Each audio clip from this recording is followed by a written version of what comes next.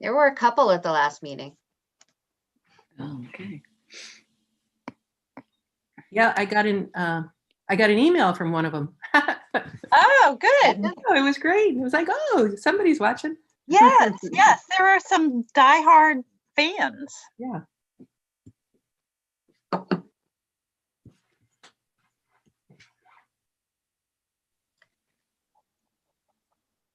Okay.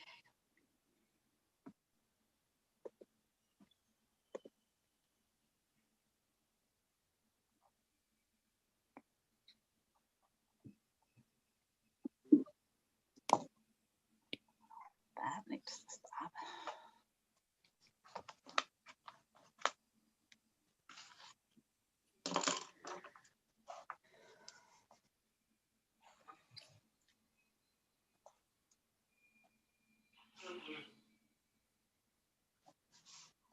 So we're just waiting for our fourth member of the subcommittee to join us.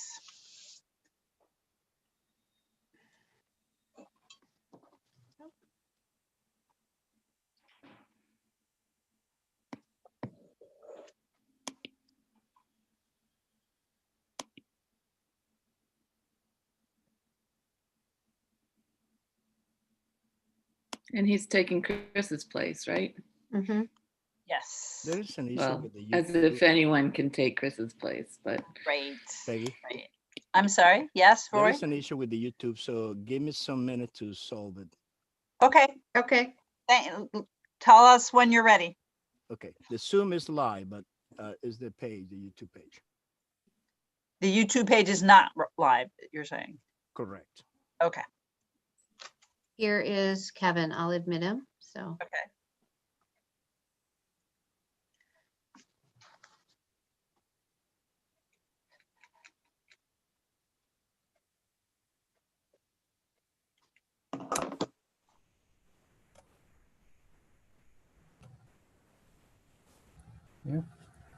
Morning.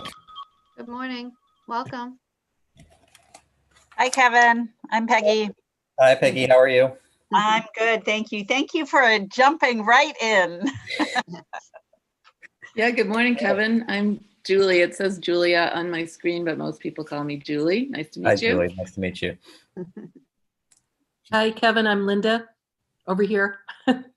Hi, Liz. Sometimes it delays popping up. I never. Mhm.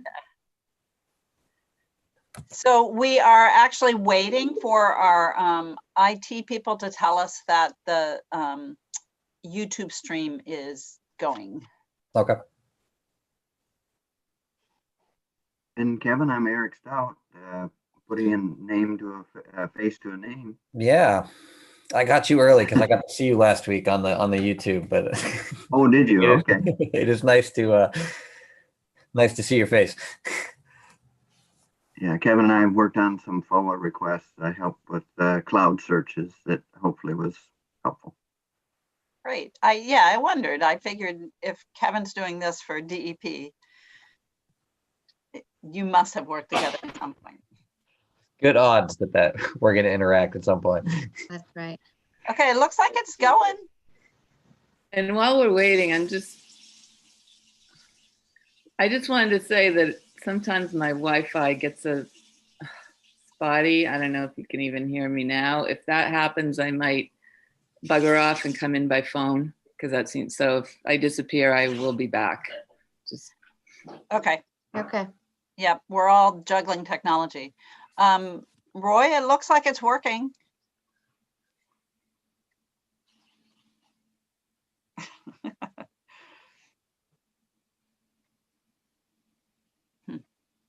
Did you pull up the, you mean you've pulled up the I YouTube? did, I page? pulled it Oh, up. okay. Yeah, that's, there's a little delay. should we get started or Yeah. wait for the green light from Roy? I don't know. I think he's listening, but maybe we should wait. Unless he's someplace else trying to make. Trying to do it. Yeah. So I'll click on it again. It says it's live. And I click on it.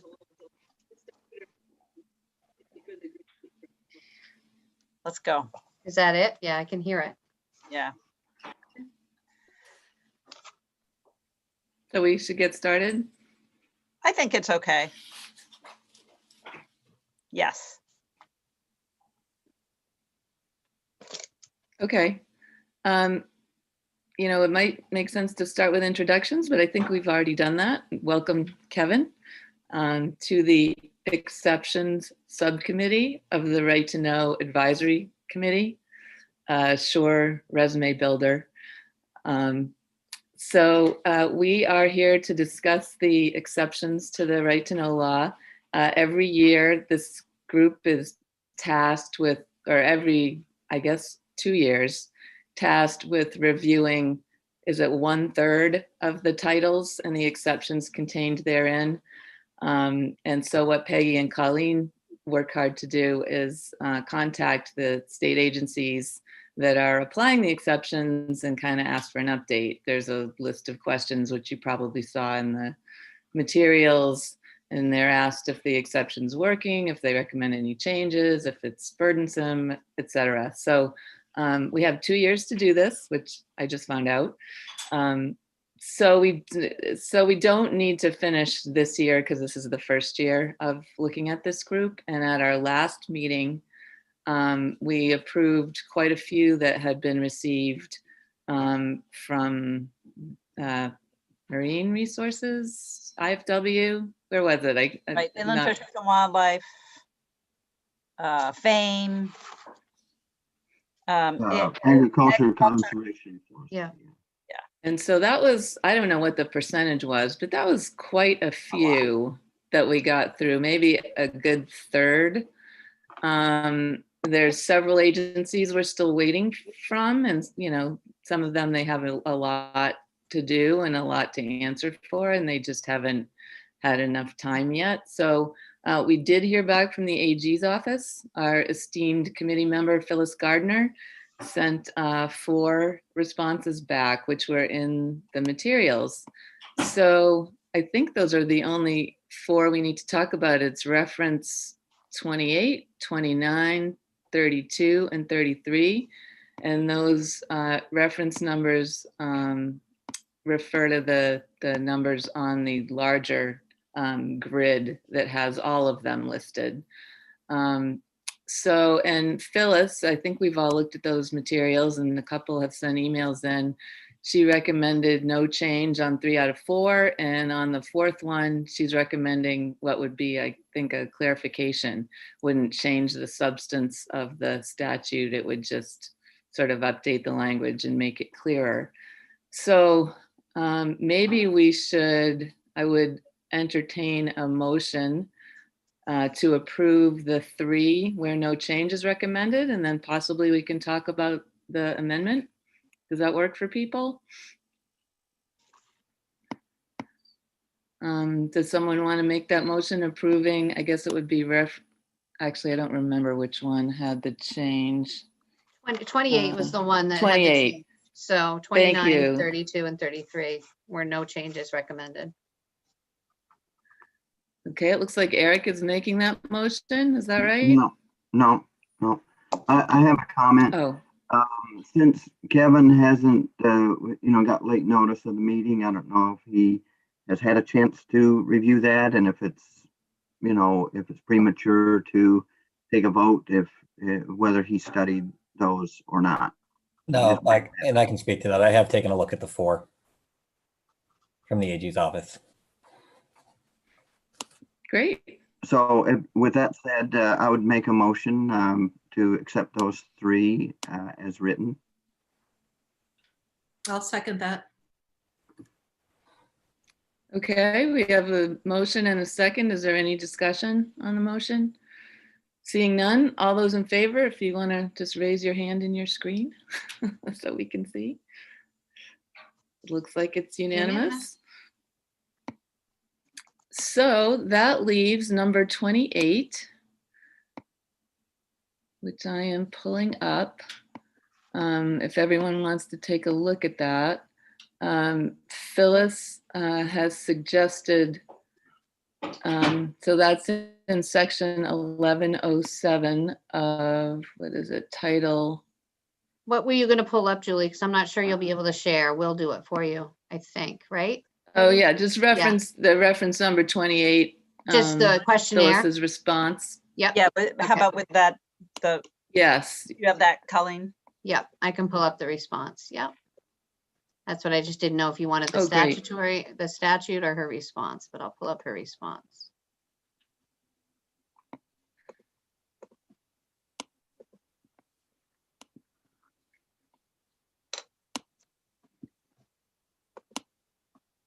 So everybody should be able to see reference number 28, and this is the questionnaire that the AG's office submitted. And the suggested statutory change is right here in the answer to question 4. And they're proposing a change clarification to this sentence. That's highlighted a little bit in blue, which hopefully comes through on your screen as well. it does. So if everyone could take a look at that highlighted language, and there's a strike through and an underline. She's essentially changing or deleting the words public or private at the choice of the person summoned, and adding the word confidential, which is certainly a word that's more commonly used and understood in statutes. And I think Linda had a question about this, and you were going to run that by Phyllis. I don't know if you had a chance to get a response from her. We have did- not, we oh. have not gotten a response from Phyllis to Linda's specific question, but I think everybody got the email that I had sent back to try to, based on my understanding of when we had first talked about it, what they were getting at with the suggested change. So Linda, you want to comment? I did get a response from Phyllis last night, and Colleen, thank you for your response, because that answered my concern. And now I pulled up Phyllis's, and now I've got so many open windows. I'm looking for a response from Phyllis. Hang on. Yeah, let me just pull it up again.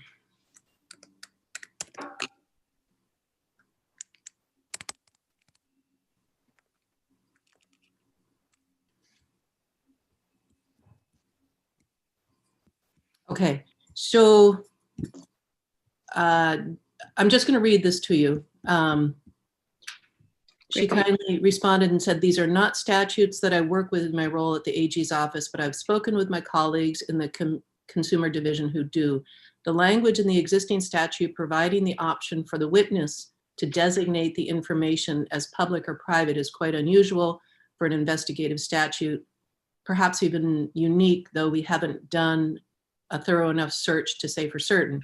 And our office is recommending this change to make it more consistent by clearly stating that the investigative materials are confidential.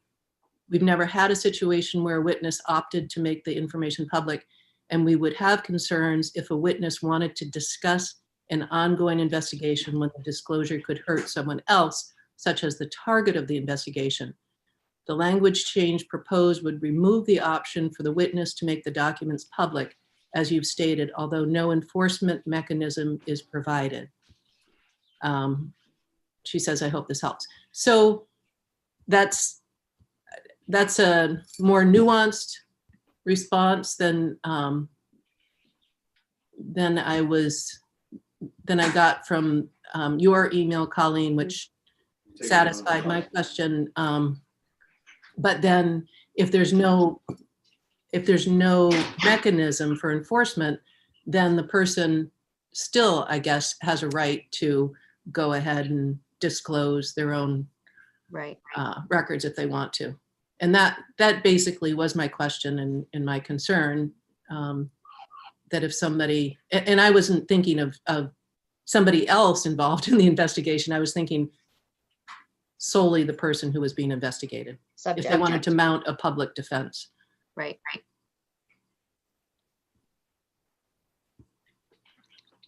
So Linda, are you satisfied with the response? I am, thank you.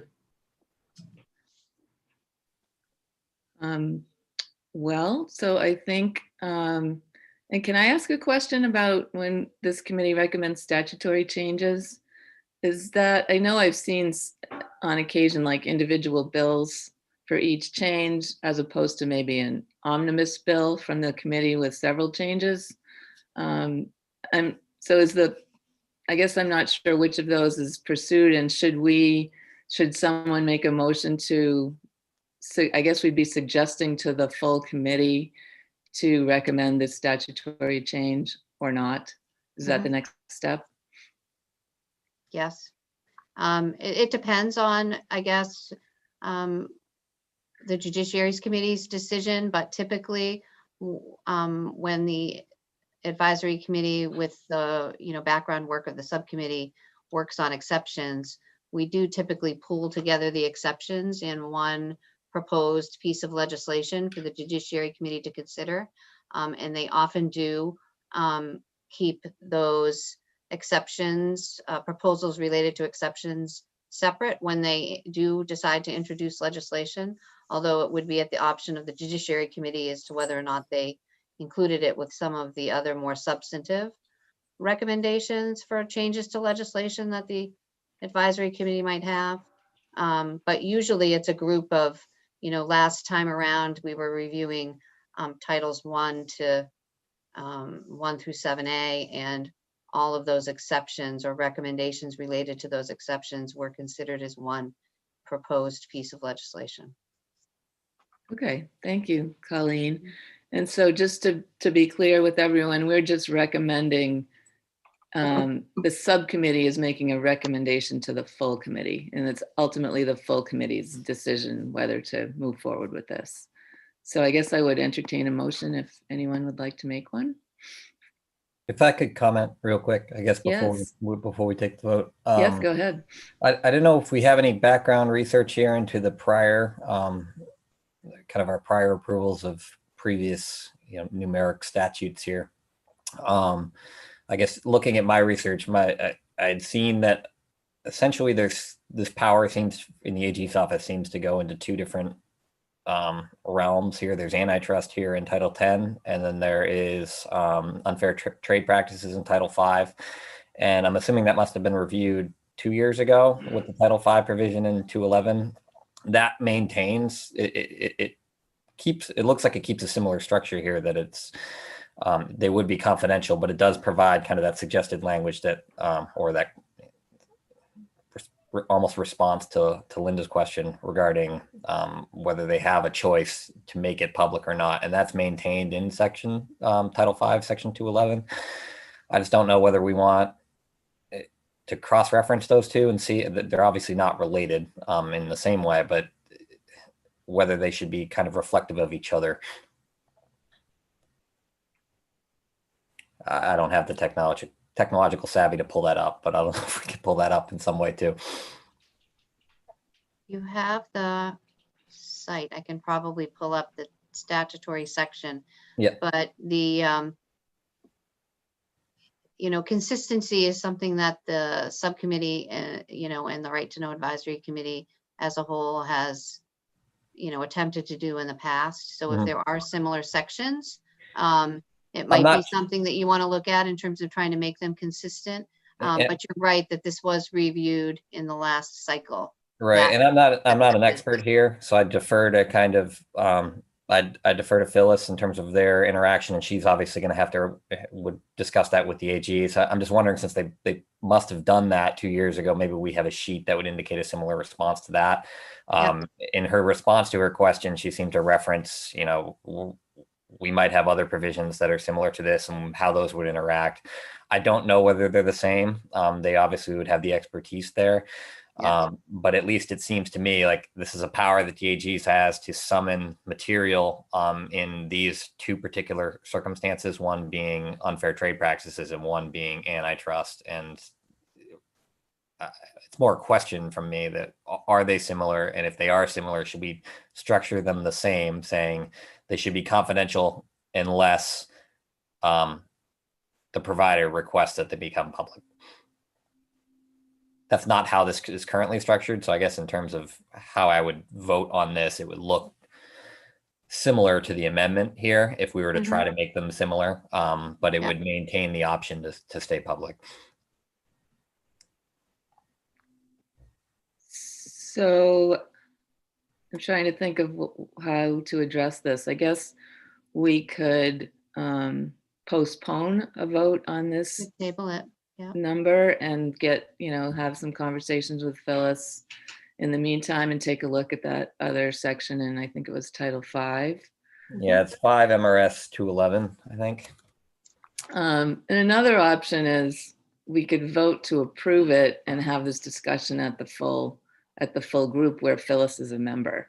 I mean, I think that's where I would lean here. I don't have a problem necessarily with the amendment. I think it's more the question of, from a practical perspective, how would that implement, whether it's the requester being, or the provider, affirmatively making them public, or do they have to, does it go through the AG's office type of thing? Okay. So you're comfortable, Kevin, with going forward on a motion and having this discussion with the full committee? I am. Okay. Great. Well, I guess Okay. does someone want to make a motion on it's reference number 28? I'll make the motion.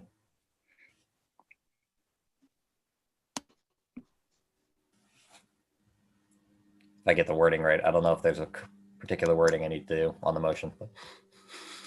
Just say so moved, and I'll Yeah, second. right. So moved. Amend it. Yeah, we've Okay. got it. So it's been moved and seconded to adopt the change suggested by the AG's office and just recommend it to the full committee where more discussions will ensue. And all those in And favor of the motion? we'll follow up.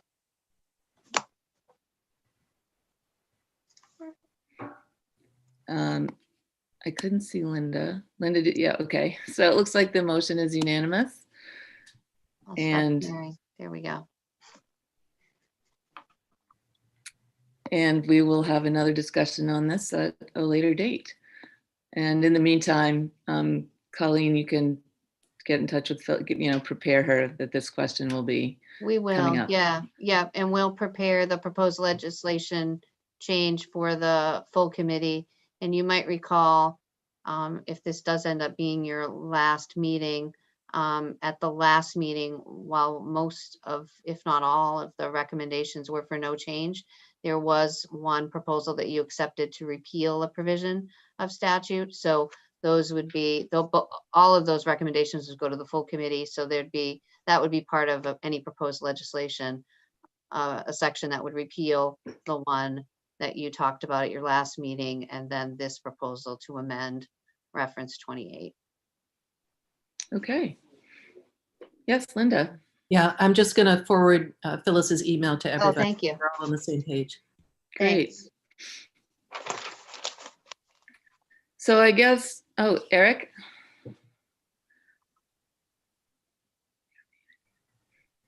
And there was one that was tabled because there was some action that the legislature was taking on it. So just to note that there's one that was tabled because we couldn't take action on it. They're still Right. working on it or changing it. Right, I think they were proposing to make a legislative proposal of their own in the 130th, so you opted to table that one. Mhm. Okay, great. Thank you for noting that.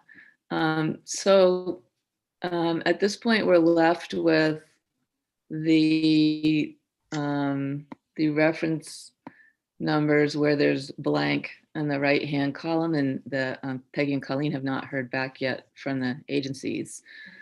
Right, well, if Someone- we could just, all the Title 8 are the Gambling Control Board, references 3 through 16. And the Gambling Control Board is swamped and does not have time to fill out these, to go back and look at any kind of history and respond to the questionnaires. But at this point, they are not interested in supporting any changes. They're not recommending any changes. So you can accept that, or you can say, well, let's give them more time and see if they can give you some history next time. You can table them all for next year, if you prefer. And we have not heard, I know there's been a change in the Department of Marine Resources, but we have not heard back for any of those. And those are 44 through 54. Okay. Well, what's the pleasure of the group as to whether to approve or table until next year?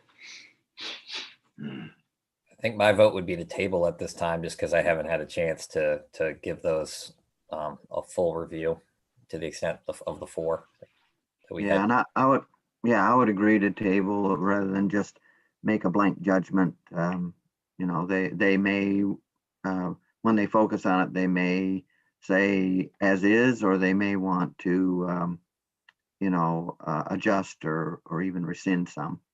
So rather than guessing, I would agree with Kevin to say let's just once we have their responses, presumably next year, next cycle, then we just discuss it then. Would be my vote. Linda? Yeah, I agree. And I agree. I would like to provide them more time with the hopes that they do have a chance to respond in the next 12 months. Great. Well, since we have another year, we might as well use it. Give them the extra time, and we can take a look next year. So I guess motion to table would be in order. I guess to table the remaining, to be more specific, the remaining reference numbers for which responses have not come in yet. So moved. Seconded. All those in favor? Unanimous? And is there anything else on our agenda for today, Peggy or Colleen? I have nothing. No? Okay. And I'm assuming you don't need to meet again until next year when we get more of these questionnaires back. Unless, do you think there's any chance we'll get more like in the next, I guess Thanksgiving's next week, but you know, in the next few weeks? Probably not, but Probably not. yeah. But, you know, if we do, we'll certainly let you know, and you can decide if you want to, if you have time to take them up, and not only you look at them, but make a recommendation so the whole committee can take action. Yeah. Okay. Eric?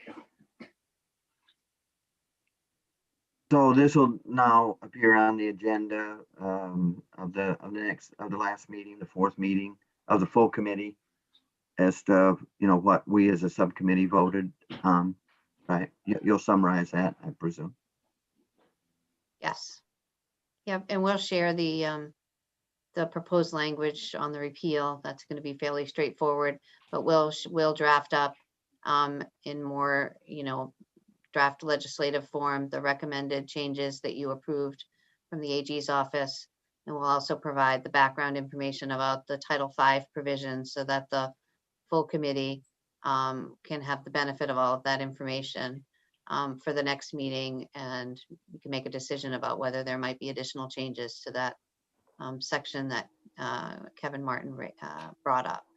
And so we'll have hopefully be able to touch base with Phyllis before the meeting so she can respond to your questions about that Title V provision at the meeting on the 4th. Okay.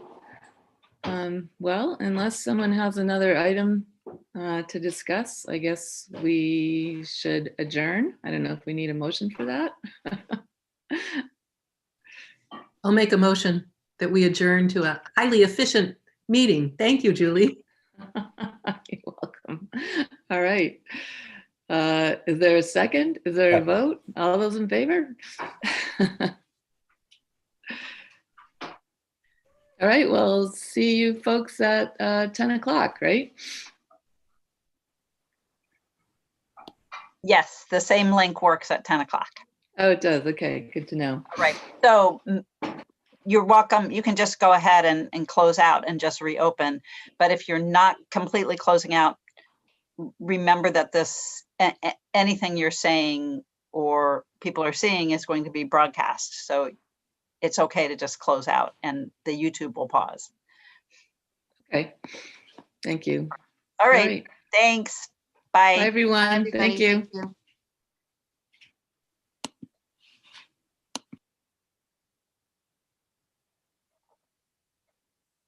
All right. We're good. Thank you, Roy. I'm closing. Me too.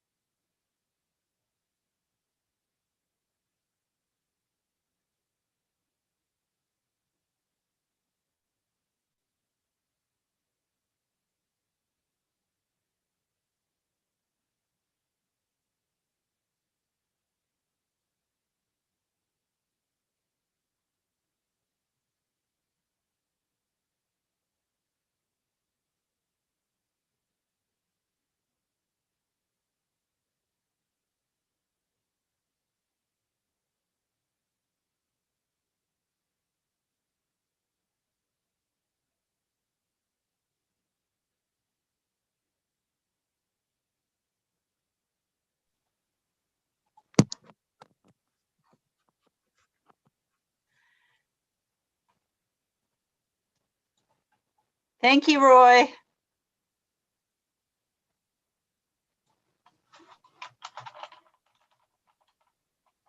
Okay. Okay. Oh, we look. So Wait, yeah. are we, yeah, we're the same now. Are we hosts now, Peggy? Can we let people in? Because I see Yes. two people. Yes. Okay, I see two people in the waiting room. Should I let Tom in? Yeah, I just got him in. Oh, okay. And I don't know who the next one is. Maybe it's MMA, I guess. Oh, yeah. Hi, Tom. Good morning. Good morning. How'd the first meeting go? Quick. Yeah. Quick? Good. Yes. I told Amy Beveridge we'd be done by 10:30, so she doesn't have to miss any of the meeting. So Fine with me. Awesome. are you guys So- both in Augusta? We are. Hi, Kate. Hi, Kate. Morning, good morning. Is Neil going to join us too? Yes, he is, because he'll be making the presentation. Okay. Great.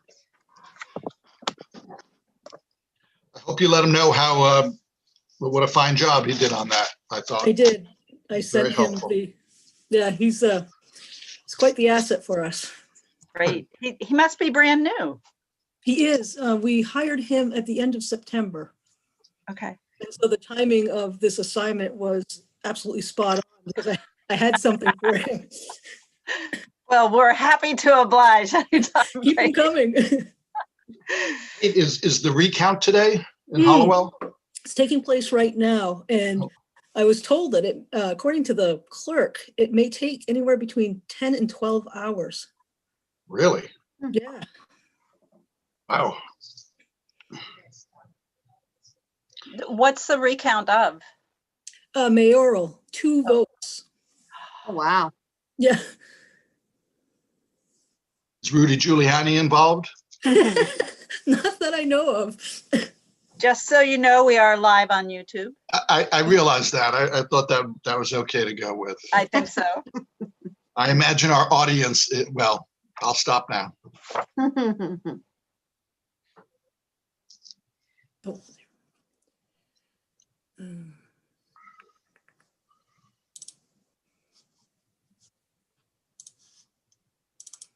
Is Claire back from school?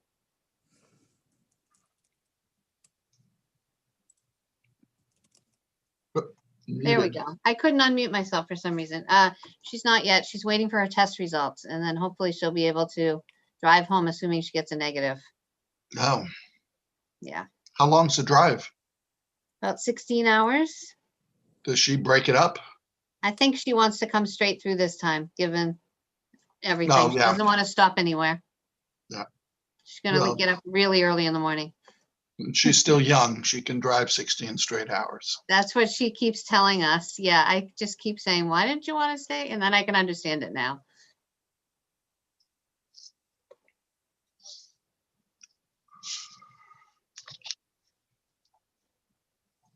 Hey, Tom, just one thing that Colleen and I were looking at is there were some recommendations that were in last year's report that the Judiciary Committee adopted basically and put forward, but they never got enacted. So I don't know if that's something that you want to put on the agenda for next week, or you want to talk about them today, depending on how much time you have.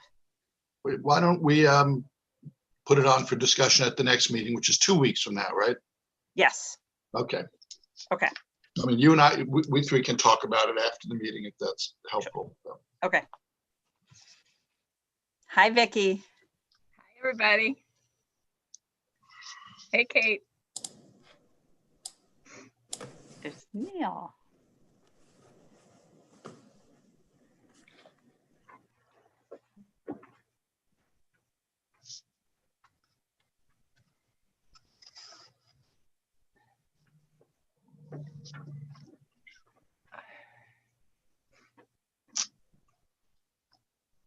Peggy, I'll just look and admit people.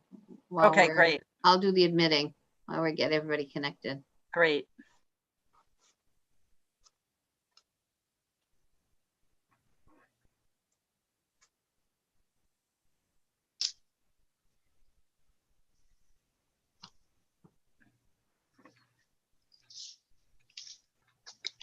other than Luke, Peggy, was everybody else planning to attend as far as you know? I have not heard from Senator Carpenter and Commissioner Shorey, but I'm not sure if Taylor Asen is going to be able to make this meeting or not, actually, to tell you the truth. He was going to try. Okay.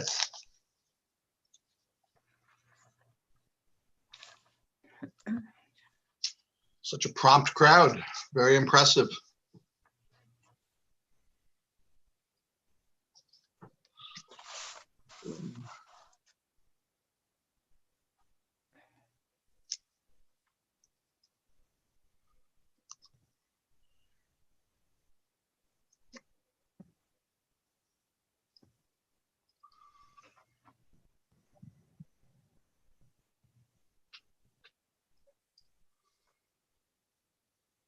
I think Brenda Kelty had something else, another commitment, and she was going to join when she could.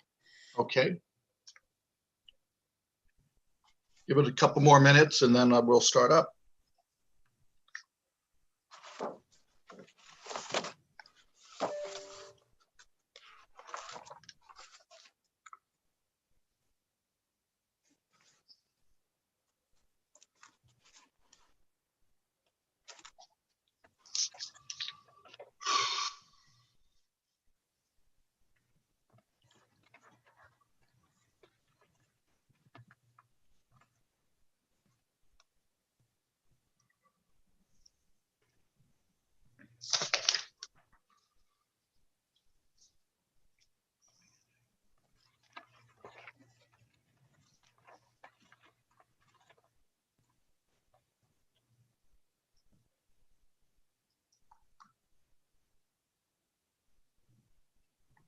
Well, in the interest of time, why don't we start up? Everybody, we have a critical mass. My name is Tom Harnett. I represent House District 83, which is the town of Farmingdale and the city of Gardner. And I'd like to welcome those on screen and anybody else who is watching the meeting of the Right to Know Advisory Committee. And I'm going to start with introductions, and the easiest way for me to do this is to just go around the screen that I see and ask people, committee members, to introduce themselves, recognizing that we are being joined by 3 new members today. And I'm going to start with one of those new members, and if you could just introduce yourself and explain the interest that you represent. Vicki? Hi, I'm Vicki Wallach, and I represent School Board Superintendents Public Education. I work at Maine School Management, but I've also been involved as a reporter in terms of covering schools, and it's wonderful to be here because I'm often with you and in the audience, so it's nice to see everybody. It's good to have you aboard. Another new member is Kevin Martin. Hello, my name is Kevin Martin. I am coordinator for the Maine Department of Environmental Protection, and I am here representing government interest. Thank you. And Linda Cohen. Good morning. I'm Linda Cohen. I'm the town manager of Monmouth. I am formerly a 30-year municipal employee as a city clerk in a couple of large communities. Also on the city council of South Portland for 6 years, and I'm representing municipal interests. And I have forgiven you for stealing Scott Morelli from the city of Gardner to South Portland many years ago. So We no just hard love feelings. So did we. No hard feelings there. Amy? Hi, I'm Amy Beveridge. I am here representing Maine broadcasters. Thank you. Jim? You're muted. Jim Campbell, representing the Maine Freedom of Information Coalition. Years ago. So We no just hard love feelings. So did we. No hard feelings there. Amy? I don't know what's happening there. That was weird. Julie? I am here representing Maine broadcasters. Do we know what's happening? You're muted.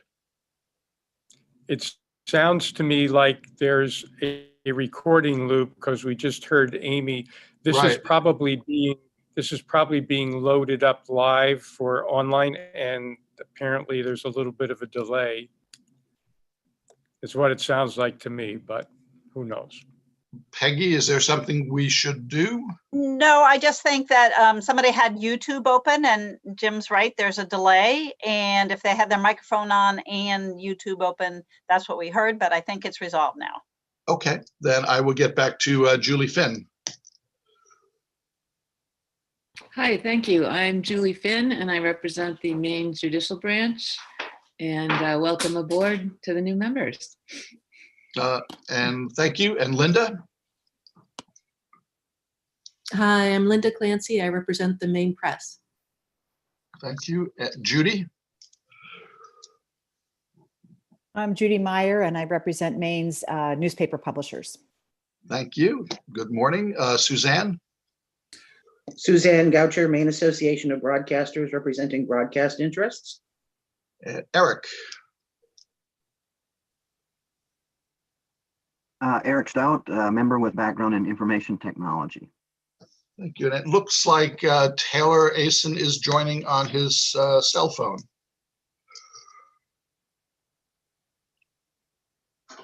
Could you introduce yourself, Taylor, and the interests you represent?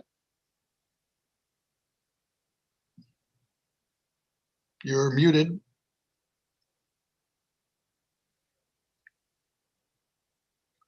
I will take it upon faith that Taylor Asen is with us. Is that everybody, Peggy, that you can see?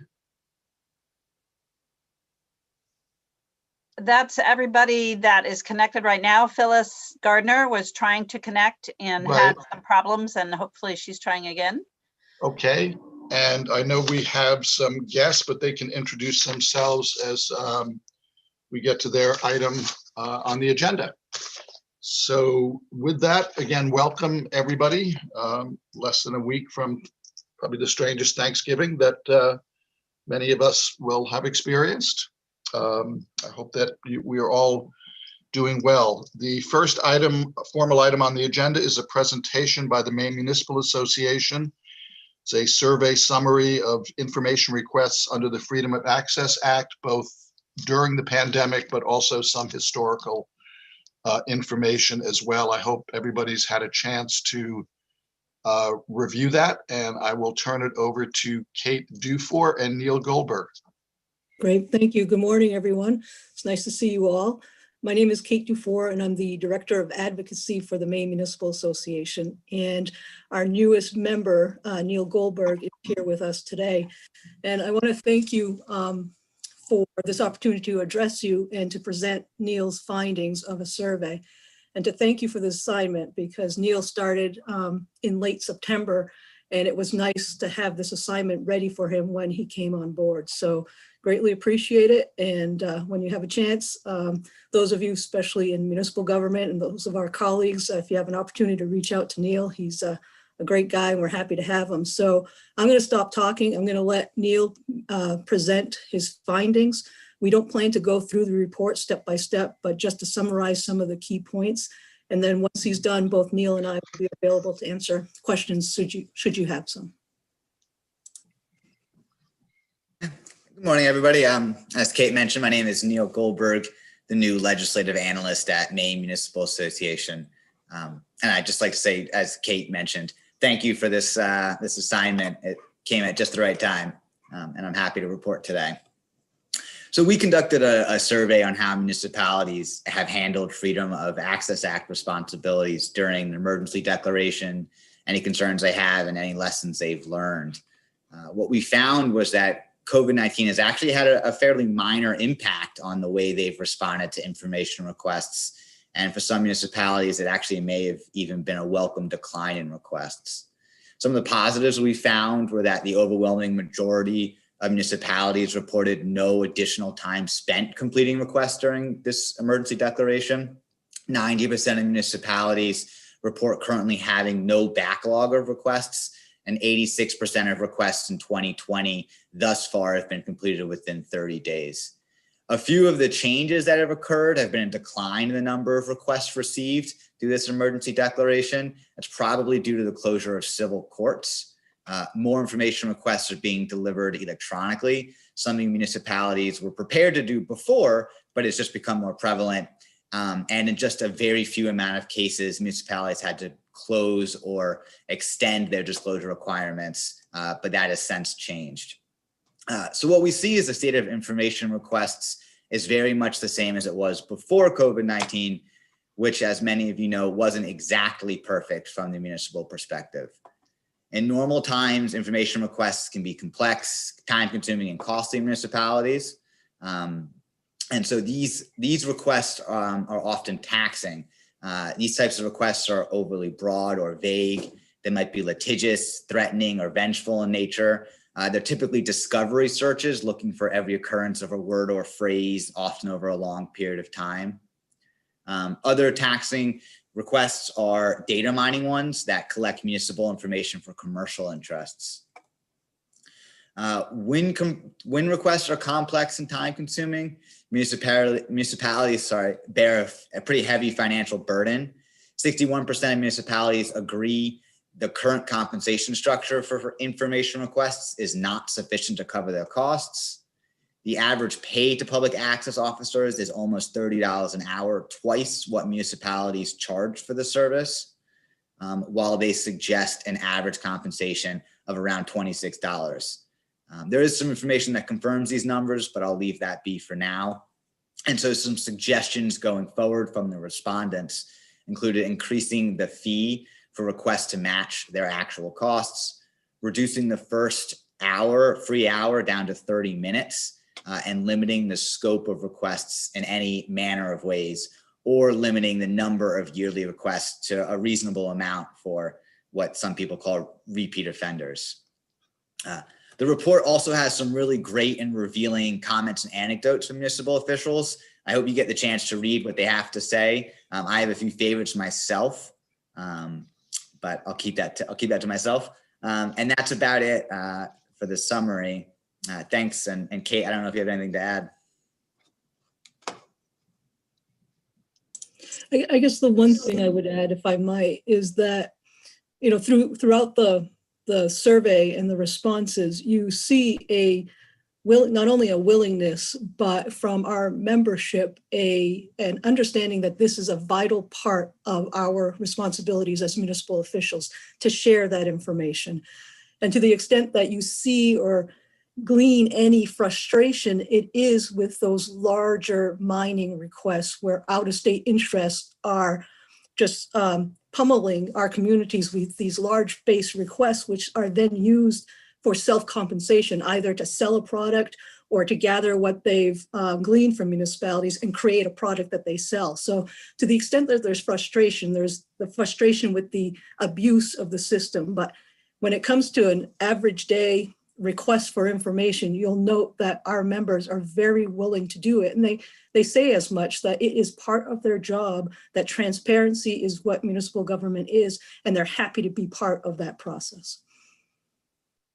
I'd just like to add, thank you both, Kate and Neil. I found this very helpful and really very heartwarming, and for some of the reasons that Kate just mentioned. Although it's not a surprise to me from my experience in municipal government, particularly in the comments, the fact that everybody that responded talked about how important this role was, how much they respect the public, how they want to provide information to the public as quickly as possible, and that they work as hard as they can to do that.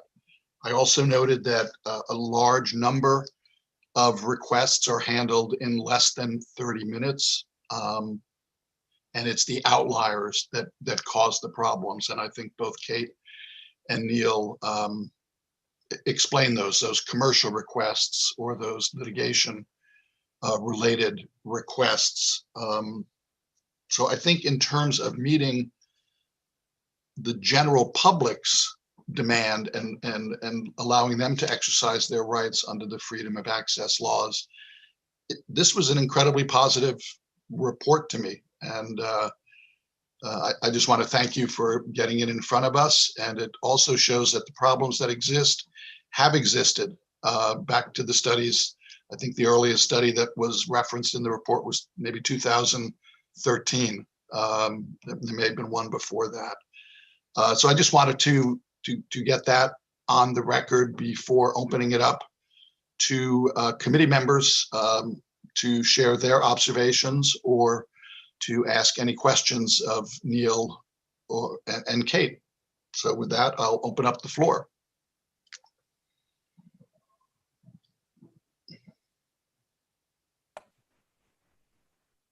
Kevin, Mr. Martin.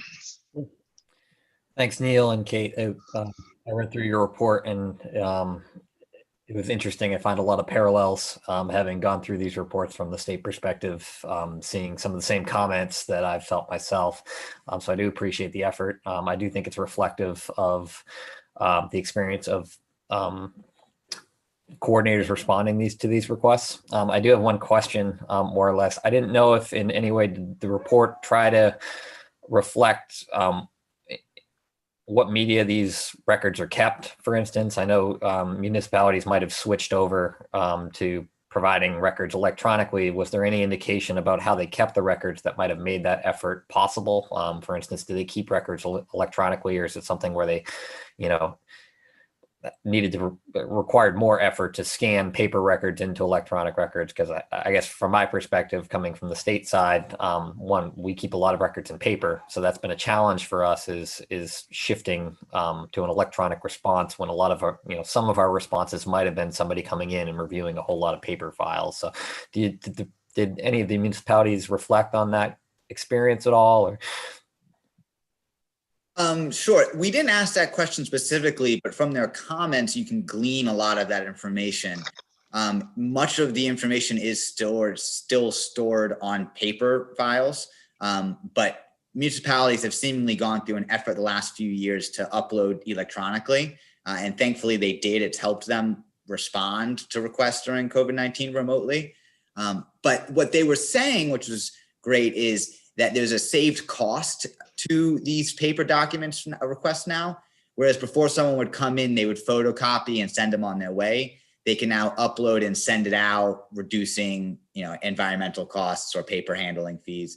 But yes, it's still an issue for them, especially some of the smaller, more rural communities. Thank you. That's the only question I had.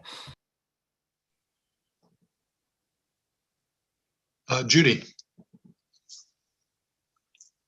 Kate and Neil, the report is really impressive, really thorough, and I agree with Tom, heartwarming to see municipalities respond the way that they did.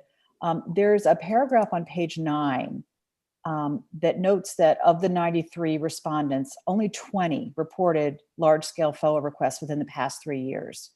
So it's a really small minority. I realize only 93 respondents, there's, so many more municipalities that didn't respond, but overwhelmingly it says that FOA requests are simple and easily completed, and that many municipalities never or rarely receive onerous requests.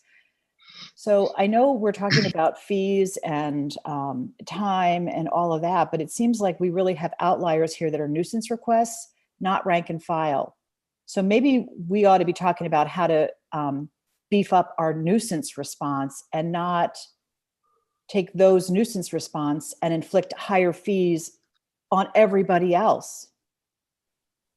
I just wonder if we're looking at this the wrong way. Go ahead, Neil. I was just going to say that it's been mentioned that you're right, 99% of requests are easily completable in 30 to 60 minutes and are actually then free to the public under the compensation structure. I think that the problem is, so what you were quoting, the 20 out of 90 or so response, that was from 2013. And I think that in general, the public has gotten a bit more savvy at making requests. And so there has been actually an increase from those specific numbers. But it's been remarked over and over that municipalities would actually maybe like to make it easier to make requests to the general public, but making those large scale requests more costly. So as you were saying, kind of putting more of the burden on the onerous requesters versus the average day to day. Kate, I don't know if you want to add to that. No, I was just going to say the responses to, if you look through the comments, that's generally what you're hearing. We don't mind providing Joe down the street a copy of his a tax record, but when somebody's coming in and asking for every tax record so that they can then turn around and sell something, that's the real problem. I think that is the right direction. That's the direction our members would like. There's no interest in assessing greater fees to our very own property taxpayers. So I think to the extent that you can address those nuisance or commercial type requests, I think that would be incredibly helpful to municipal government and kind of take the sting out of, the right to know law. And I think you've seen that we've come an incredibly long way with respect to our attitude towards the right to know. I mean, this is, at first it was, this is going to be difficult, but we're learning how to do it. And I think you can sense that municipalities are right behind it, that this is really important. This is part of our responsibility. And I know I keep repeating myself, but I'm really proud of the way our membership has responded to this. Judy, did you have a follow-up? Because otherwise I see Jim with his hand up. No, I'm in lockstep with Kate on this, Yep. which is And usually not. So that's a good thing. and one thing before getting to you, Jim, I did see your hand up. To Neil's point, you used the phrase about making it more costly. To me, we're not making things more costly. We're allowing municipalities to be compensated for the time and the cost that they incur in responding to these large outlier requests. I don't think anybody wants to make things more costly for members of the public. And as this survey shows, that's not where the problem arises from. So, Jim. I'm also 100% with the report and with the people who have spoken so far. The one thing that causes me hesitation is the question of how large, quote unquote, onerous reports can be separated from larger legitimate reports. So for example, let's say that there are researchers in the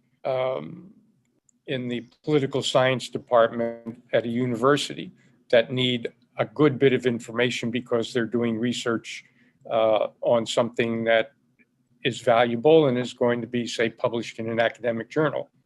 Or people who are doing, as some of the local, larger local papers try to do, investigative reports on something or other and require a good bit,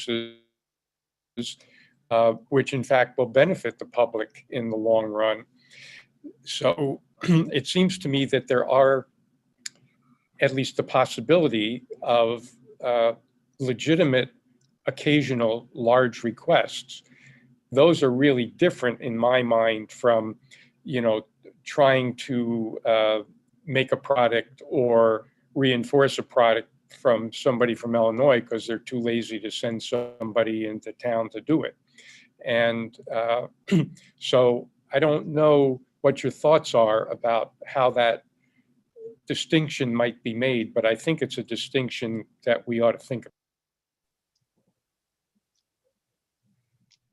And is that a question, Jim, to Kate and Neil, or is that? Yes, I was just wondering if there were any suggestions about how that distinction might be made, that we could assist municipalities in figuring out a way to make that, to take the burden of the unfortunate larger commercial requests off their backs, or at least have them compensated for the time and work they put in. Kevin, I see your hand up. I'm going to just see if Kate or Neil have a response, and then I'll get to you from the state agency perspective. Sure, and it's hard to determine the intent of the request, and so you can't really sort them that way, whether it's research or commercial interests or journalistic purposes. But what you can do is start to put some confines around the request. So whereas someone might say, give me every result for environment over 20 years. Maybe we now ask or allow municipalities to say, well, can you give us 3 or 4 search words that will help narrow it?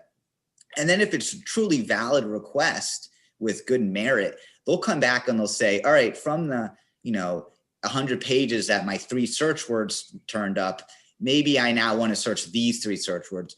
Whereas initially we began with environment, such a huge catch-all phrase. So that's just one option, but there are a few other possibilities. Hope that helps. And Kevin? Sure. I just wanted to kind of respond to Jim's comment to a degree. I do think some of the language is already there for responding to those type of provisions. I know the waiver provision in 1 MRS 408A provides the leeway. Now, obviously, it's discretionary in a lot of ways. So, an agency is not always going to apply that in the way that might be preferred. But, as an example, the DEP has received requests from students looking to do broader research type projects, and in many ways those get waived. That's how the statute is intended to be used, and that is how it's used. So I guess to some degree those are solved. Now I can't speak for every agency, so I don't know if every agency is responding in a similar type of way, but those who are echoing kind of that municipal vibe of wanting to provide records as quickly as possible in good faith, they generally should be applying that provision to that type of scenario. The press could be a bigger argument in terms of whether that meets the commercial portion of that, but I think in certain circumstances that could also be waived as well. Now, again, how we fit that into suggested changes in language with actual cost, I think that's something we can discuss, but I think to a certain degree the language is there. Eric. Oh, and Suzanne, is that a hand up by you, or is that my cursor? Oh, sorry. Go ahead, Eric. So to Neil's comment about going back to the requestor for search terms and kind of negotiating a little bit as to scoping it down to be more precise to what they really want. I think I see that a lot in my support role of state agencies, and maybe that's a matter of training of the agency FOA coordinators to feel that when they get these massive volume requests, from my perspective, it's a win-win for the agency and for the requestor to have that conversation about trying to narrow down on the exact scope of what they're interested in, so that leads to less hours on the in terms of the government people doing this search and less cost for the requestor. In the many cases I've seen, that has worked very well. It can, they'll go back. I talked to an agency just yesterday that said, yeah, I remember a case where we had hundreds of potential hits. And so I called up the requestor and said, well, are you interested in this? He said, oh, I don't care about that. And that quick conversation narrowed it right down to a more manageable response and cost. Phyllis. Yeah, I would echo that and also add that I find that, your average requester, they don't know what they don't know. And sometimes individual citizens, they imagine that we have the ability to search all of our files for words. They have no idea how an agency is structured and where, how information may cut across, information they're asking for may cut across several divisions within an agency, and we have no way to do a word search of paper files. With OIT, we've had a lot of assistance, searching emails and so forth, which can be very helpful now that more and more is transacted electronically. But I think that liberal use of that opportunity to try to get the requester to clarify is really helpful, because I don't know any way to distinguish between, legitimate onerous requests and not legitimate onerous requests. And they're not all, and the large requests that take a lot of time aren't necessarily frivolous or, harassing or anything. They are often just too encyclopedic in scope, and it takes a lot of back and forth to try to get that requester to understand that you're not trying to block their access. You just can't have no way to give them access unless they can be a little bit more precise. And sometimes that's a long conversation. Kevin? Muted.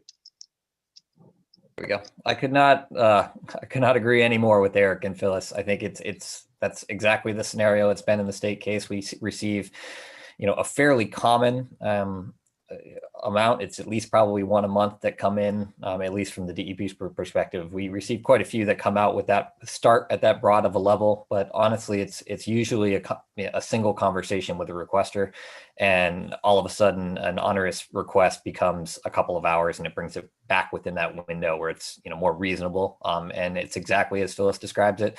Requesters know what they're looking for, but they don't know how to describe it without missing within their search term what they're looking for. And sometimes it just takes that agency perspective to identify, here's how our records are sorted. Here's the best way for you to go about searching for that based upon how we have our records. And again, it's like Eric said, it comes down to training and experience. We get better as we go along, but I can understand from a municipal perspective, maybe that's not always as easy to accomplish. Kevin, in your experience, is that done at the in-house level, like at DEP, or do you have to talk to Eric first or talk to Brenda to try to resolve those? No, I mean, it's usually me one-on-one with the requester. So we receive a request. The way that would reflect out is it would go off to kind of initial level of staff that I think might have responsive records to the request, and they'll come back and say, wow, this is massive and it's incredibly burdensome to our staff effort. At that point, I'll go back to the requester and say, hey, can you clarify? Or I'll relay that staff message and say, here's what we're dealing with staff. From the staff perspective, what is it that you're really looking for? Or what, based upon this kind of limitations that we have, how would you like to go about doing this search, and leave it in the control of the requester? I think there's problems in two ways with kind of the electronic search. I've been working with Eric quite a bit. Me and Eric have worked on a couple of requests together. And there's limitations in that from two perspectives. One is you're only guaranteed what those search terms get you. So from an agency perspective, we like to leave that up to the requester. Therefore, they're on the hook if whatever the search terms are, miss it. So there's some extra communication that's required there that makes it a little bit difficult. And again, the OIT stuff is fairly new, at least from us in the agency. A lot of times we were just doing that behind the scenes on our own end. And I saw two hands up. I'm going to start with Linda Cohen, and then Eric. I saw yours right after hers was up. Hi, Linda. Hi, Tom. Thank you. So my experience, I'll go back to my clerk experience in South Portland and Portland when we would get direct requests for records. And I always found that the approach best taken by our office was to, not look at it as a burden, look at it as a legitimate right that this person has to request the records.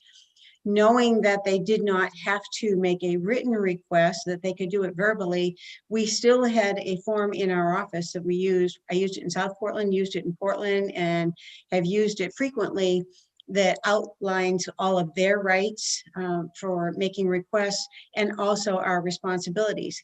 At the time of the request, I would say you do not have to make a written request, but if you would care to do so, it would be very helpful to us in ensuring that you're getting the records that you're absolutely requesting. And once I approach it that way with anyone who was requesting copies of anything, they look at it as, oh, wow, yeah, thank you, because we really don't want to waste your time, but we also want to make sure that you're understanding exactly what we're asking for. And that little bit of time spent there and, working with someone that way has always worked really well for us. Thank you. Eric, you had a hand up. Yeah, so just to echo what Kevin was saying, it's absolutely the proper role of the agency people to be having that conversation with the requestor to try to zero in on scope. But to the extent that you can cultivate your your IT guy is your best friend, it can really potentially, cut the amount of time that the agency spends greatly, like multitudes of time cut back. And it's maybe more of a challenge for the small towns that really don't have an IT support, but to the extent that you can do electronic searches or get help from an IT person that has this expertise, and not everybody does have the expertise, but my role in supporting state agencies and the executive branch is to really make it as efficient and easy for them, and to take the overwhelming requests and just knock that down and make it just really easy in less time as much as possible. So I guess what I was wanting to say is that it's really the proper role, as Kevin says, for the agency person, but the IT person in the background can be your best friend.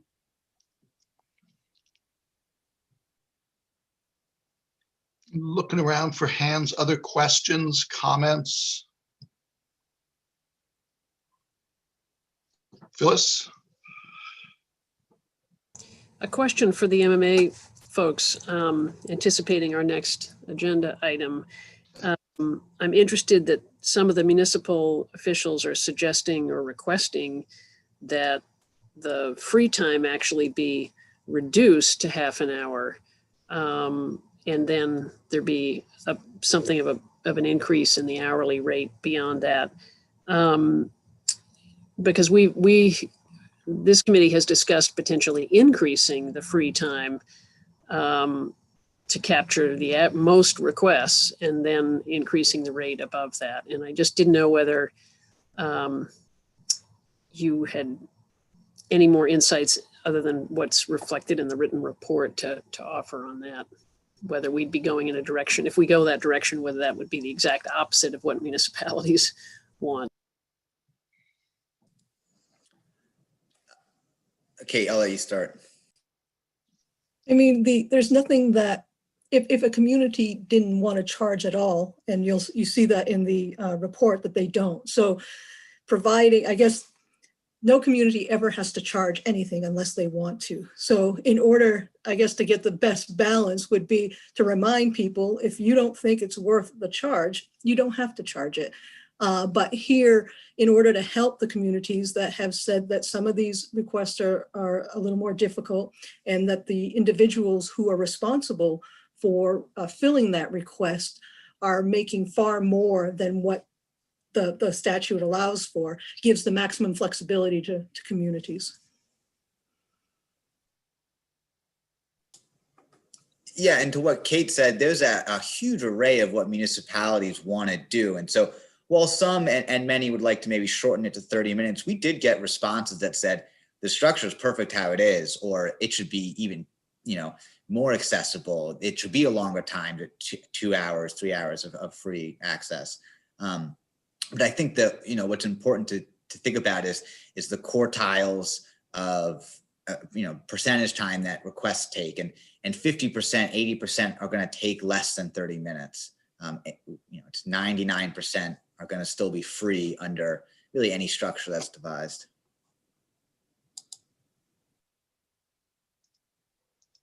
And just to Phyllis's point, all of the options that we have been looking at, and correct me if I'm wrong, increase the free time to 3 hours. And then there's a different fee from 3 to 6 hours. And the core of our debate and discussion has been what happens after 6 hours. And as I read the report, I was struck, I think, in the way that Phyllis was, is that really addressing the concerns that we're seeing in this survey? Because I'm seeing from some municipalities, they think they need to be compensated after that 30-minute window has expired. But I also agree that there's nothing that, as Kate said, that prevents a municipality from determining we don't want to charge. Because, we just see this as our obligation to our property taxpayers and our residents. So I think has to be part of our discussion when we move to the next agenda item.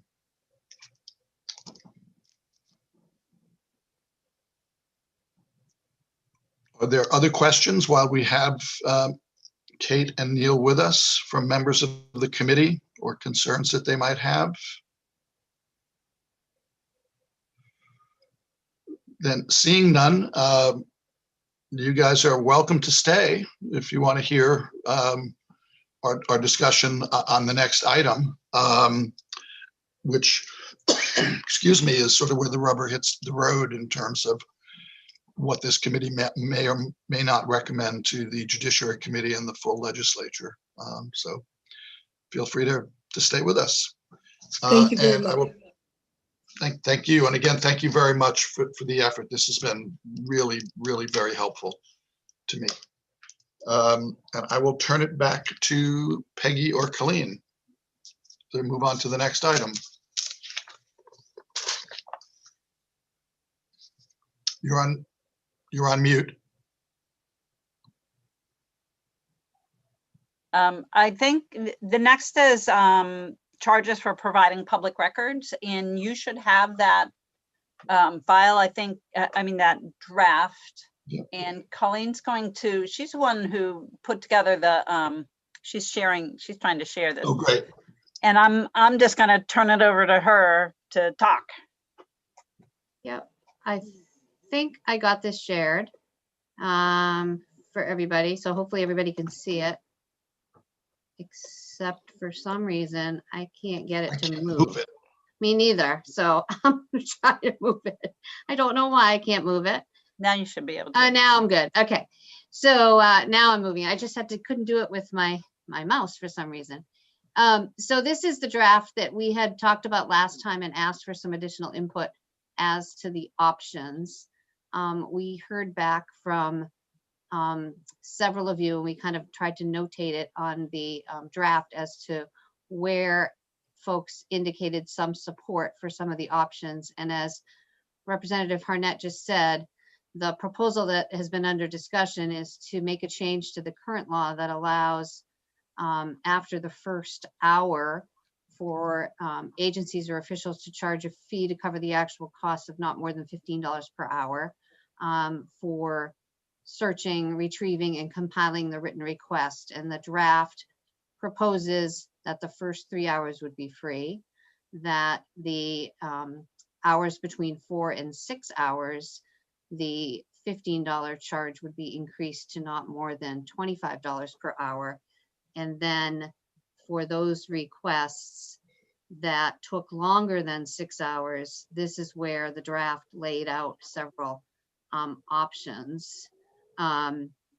Option A was that after 6 hours, the agency or official may charge a fee to cover the actual cost as long as the actual cost does not exceed a reasonable hourly rate for the staff time necessary to complete the request.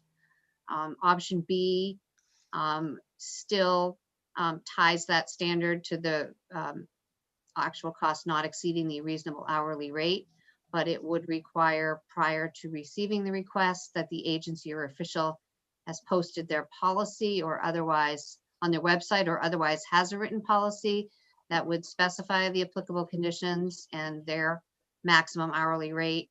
And then option C would link the standard for determining what the actual cost would be as to the actual cost not exceeding the lowest hourly rate for the staff time per hour for a person who has the necessary skill and training to search, retrieve, and compile the requested record. And then the text boxes just outline for you where folks have indicated their initial preference and after they have reviewed the draft between the last meeting and this meeting. I noted folks' initials as to how they have indicated their preference. So you'll see one member was not in favor of any of the options. 2 members had indicated a preference for option A. 5 members indicated a preference for option B. One of those members suggested possibly sort of reformatting this so it was a little bit easier to read. And then 5 members indicated a preference for option C, although 1 member would, in addition to the lowest hourly rate language, would propose the addition of the language in option B, requiring that the agency or official post it on their website or otherwise document their standards in a written policy. Some of the members who responded said, I prefer B, I prefer option C, but I could live with B, but we noted on the chart at least where folks gave an indication of their first priority.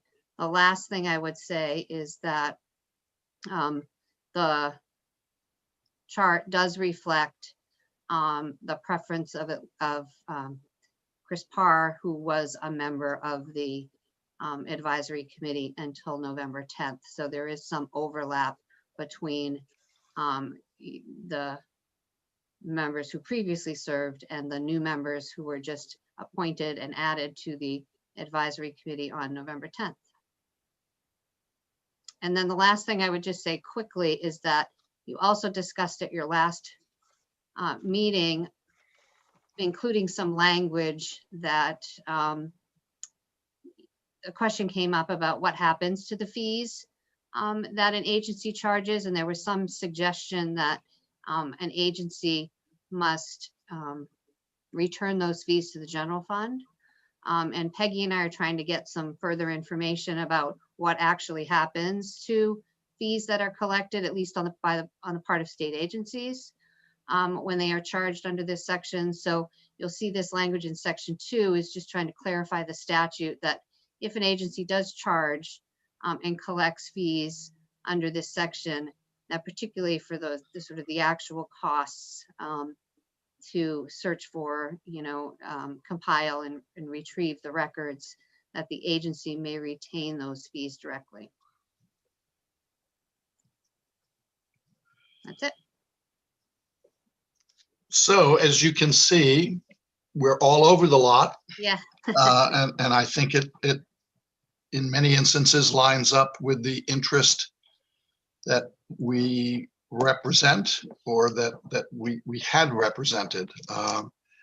Obviously, I would have liked if we had not been so split, but the reality is that is where we find ourselves. Although I do note that I think that B and C are pretty similar. So there is some, I see some consensus that we have to do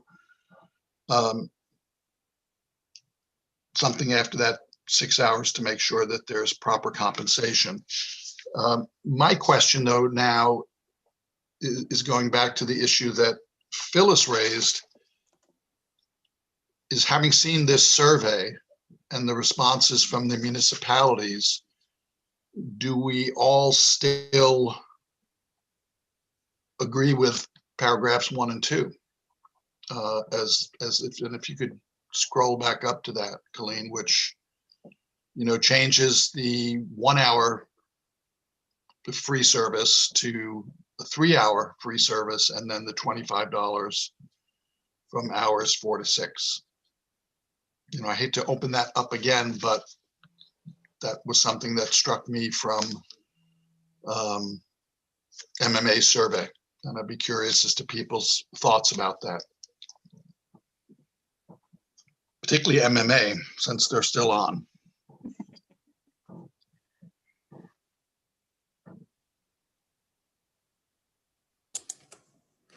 I'm sorry, but what was that question, Tom? In the text that you're seeing in front of you on the shared screen, there had been some agreement on the committee to sort of rewrite paragraph B and not allow charging anything until after 3 hours, and then from 4 to 6, $25 an hour. And then we had the options that we were discussing under paragraph 3, either A, B, or C. And having seen the survey, and I read the entire survey, I read all the comments, so it wasn't unanimity, but there were members of your association that wanted to begin to be able to get recompense after 30 minutes. Yeah, I do think that you're better to err on the side of shortening that time request if you're considering municipal interests. I mean, first, in the report, it does look at what happens, what municipalities report as the number of requests they receive go up, even if they're all easily completed. But municipalities that receive more requests report higher costs, hourly costs to their public access officers. And so if you're offering the first 3 hours free, that's going to be around $100 that municipalities will incur as a cost before they start receiving any compensation back. And so, if a municipality receives one request, it's 3 hours, $100, fine. But some might receive, 50 in a year, all under 3 hours. And that's a large cost for them to bear. So, from the municipal angle, short is probably better than a longer free period. Okay. From the state agency perspective, Kevin, do you have a view? I'm torn here. It's a little bit. I think we're always torn here. It's okay. I think it's a fairly good compromise here. I do think there's problems that are going to be manipulated by people that could be an issue. But I think overall, from my perspective, most are within that 1 hour, and most that are either 2 or 3 hours, they're not getting charged one way or another. I think we have freedom to charge them, but from a certain perspective, if we're looking at somebody who's spent more than an hour more than the free, it's not always worth the time and the effort from our perspective to document the time from, to prove that staff have spent 2 hours only to send out a $15 invoice to somebody. So I think to a certain degree, the 3 hours makes sense. I think the 4 to 6 hours makes sense. The issue that was actually raised by the municipal folks today that kind of more strikes my mind is the people who come back repeatedly. And I do have, instances where requesters have manipulated the first free hour to either send in requests over and over again within a certain amount of time so they can avoid that any fees at all, even though they're taking what would be considerably more staff time, or they've specifically said, I want my requests treated as separate requests so that I can't be charged. And I think that is an issue. So, if I were to have suggestions for language here, it would be kind of around that where, they might be able to get the first 3 hours free, but if they come back 2 weeks later with another request, it's going to get conjoined with their first request, that type of thing I could see as a potential solution. The other thing that I flagged, and I have not voted on this in terms of sending my preference, I do think the way it's written is from the perspective of kind of a records officer, so somebody who's in my shoes and talking about the amount of time that they have to spend on certain requests. And I think to a certain degree that makes sense.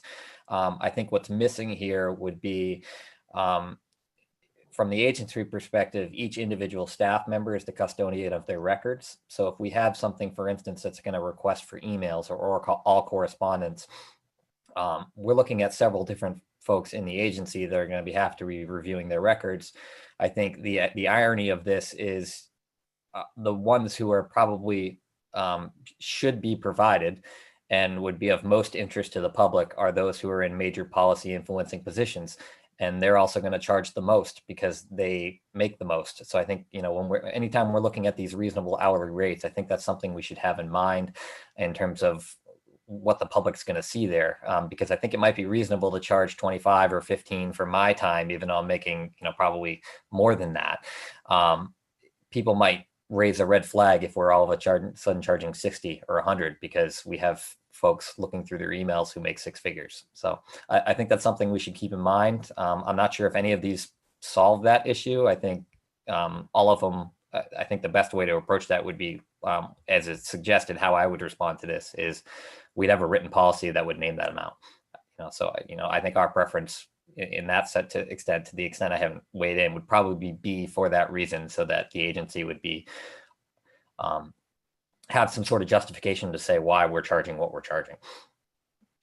Thank you, Kevin. And I see that Vicky has her hand up. The way my screen is showing right now, I don't see everybody anymore. So if I'm missing hands up, please let me know. But Vicky, I see you because you're one of the 5 people that's on my screen. Thank you. I just want to raise, and I know that I am new to this and that the seat had not been filled for a while, but the other group that gets a lot of requests are school districts. And I would look at fees being reasonable as a way to discourage what frivolous things. We are also have had in the past a category of very burdensome requests, some of you will remember. But I think my concern is that there should be some fee to recognize that everybody just can't come in and ask, and that there will be some sort of charge, because we do receive, and I'd be happy to look at or try to survey, but I know you want to keep moving, but I would like to at least have a chance to check in with some school boards and superintendents in terms of what's happening. I don't know how much is happening right now because of the odd nature of this year. Thank you. Yep. Thank you. I'm just going to run down my screen to see. I see Phyllis has her hand up, and that's all I see right now. So Phyllis. Yeah, I guess I would key off of some of what Kevin said. And I didn't respond to the survey either, because we were still having some internal discussions in our office about what the office view might be. And I have to say that kind of backing off support for charging a rate based on actual staff time, only because of it seems somewhat concerning. There's certainly going to be greater simplicity if we go with just the same hourly rate across the board, of say $25 an hour, which we've learned would be pretty adequate for municipalities. It won't, for the reasons Kevin alluded to, be the actual cost of many of the of higher policy level positions in state government. It doesn't cover attorney time when you have to spend a lot of time having attorneys go over and separate out what may be privileged or confidential material. But I do have some worries. We have some worries about having different agencies with different rates, even if they're posted on a website as option B suggests. So that's just a caution, I think.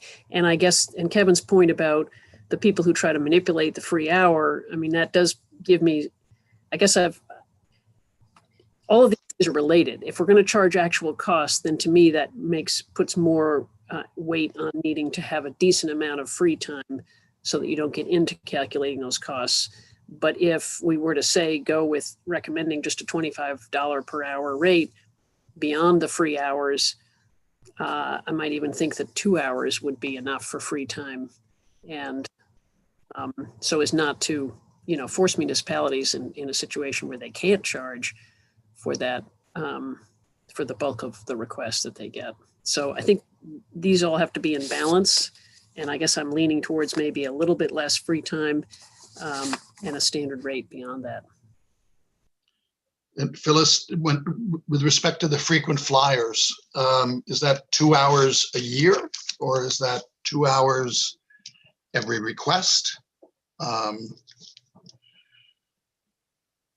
That's a good question that we hadn't discussed before. And I think Kevin makes an excellent point, and we probably should. I don't know whether a year is the right amount of time. That's a fairly long period of time, I guess, to be limited to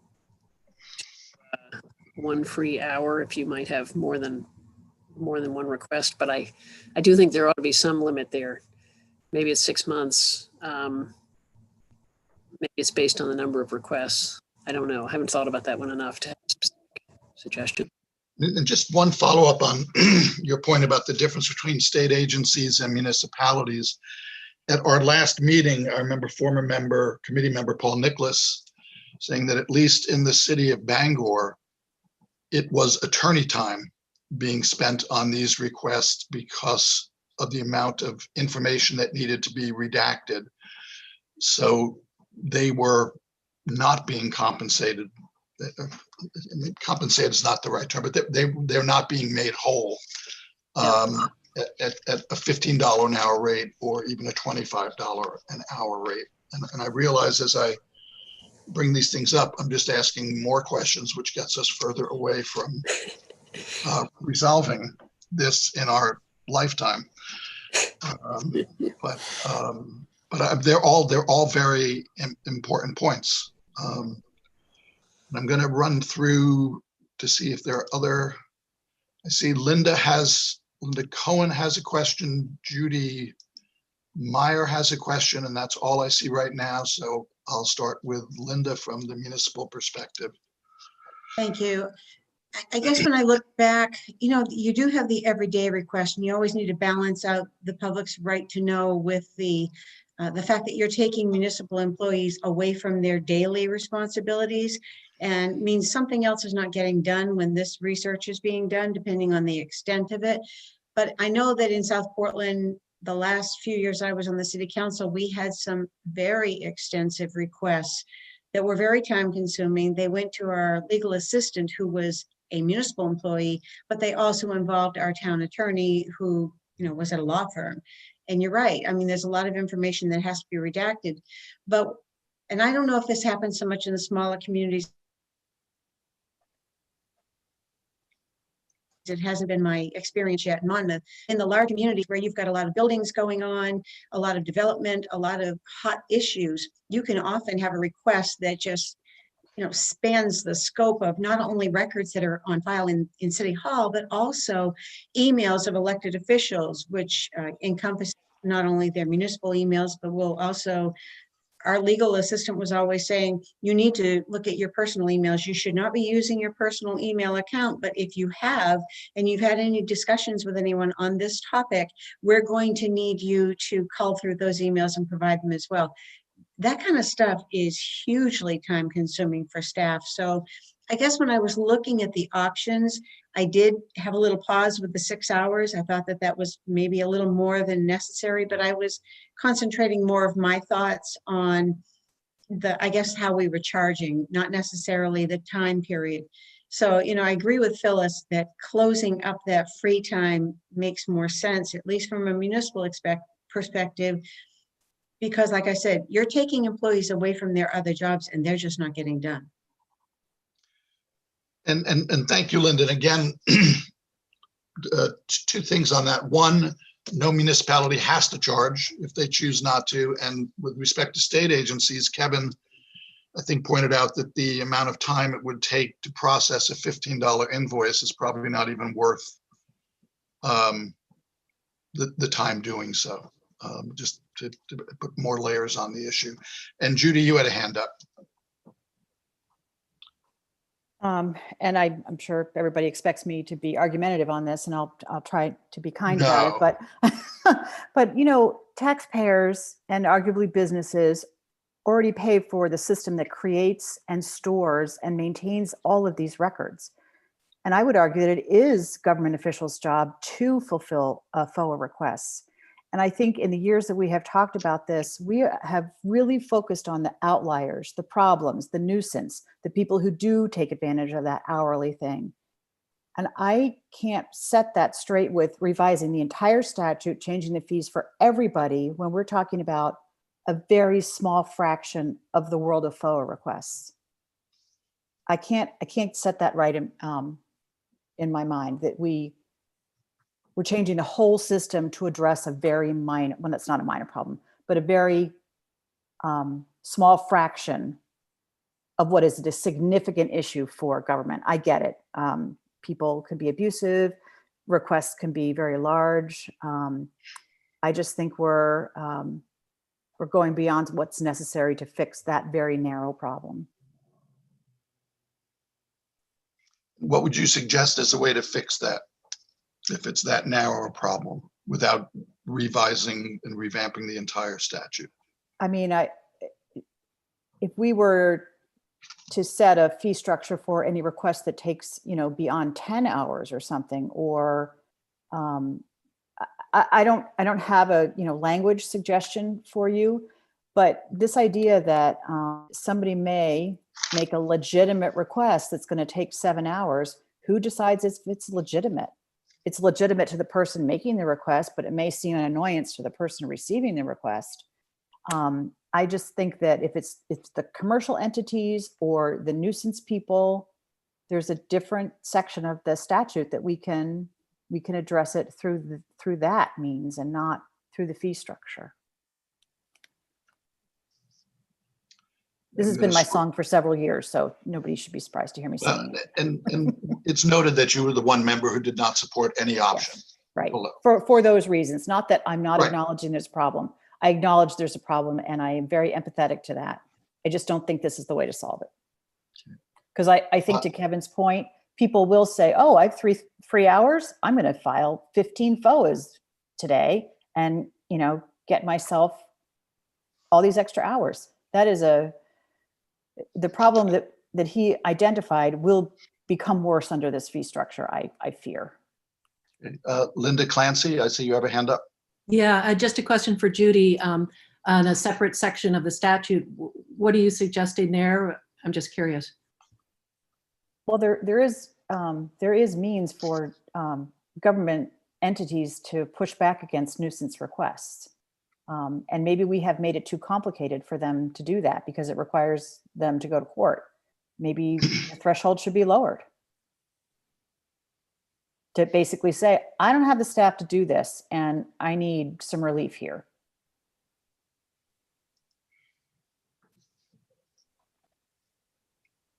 Is that a thumbs up, Vicky?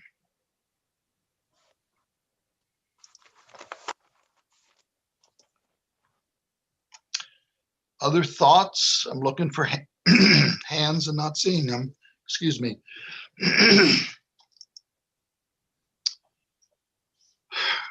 Kevin. I can respond to that to a degree. I would take. I guess I would object to the fact that it's the minority of cases. I do think it is the minority of FOAs that would be implicated here, but I do think, at least from my agency's perspective, the vast majority of the nuisance FOAs are the only ones that we would charge fees for. So, not to label requests legitimate or non-legitimate, but I think what most people would think of is these smaller requests that are only a couple of hours. Those are not getting feed. They are the majority of the requests. So in some ways, I mean, my position would be the ones that this provision is targeting are the minority, but they're also the vast majority of the ones that actually would be affected by it, since they're the only ones getting charged fees. There's obviously wiggle room here, and I've tried to be, try to identify the errors on both sides of the equation here in terms of where this would be charging too much to people, and where this would be charging too little. But I think to some degree, I would wholeheartedly agree with what's been raised, I believe, by Judy earlier, that if there were ways that we could target this through either labeling requests commercial or that might be helpful. In terms of the nuisance provisions, I've had discussions with Brenda in the past. We have what I would view as nuisance requesters. That's not a provision that's implicated. I don't believe any state agency has ever raised that provision. I'm not sure there's really a process or any clarity in terms of how an agency would raise that provision to bring to the courts.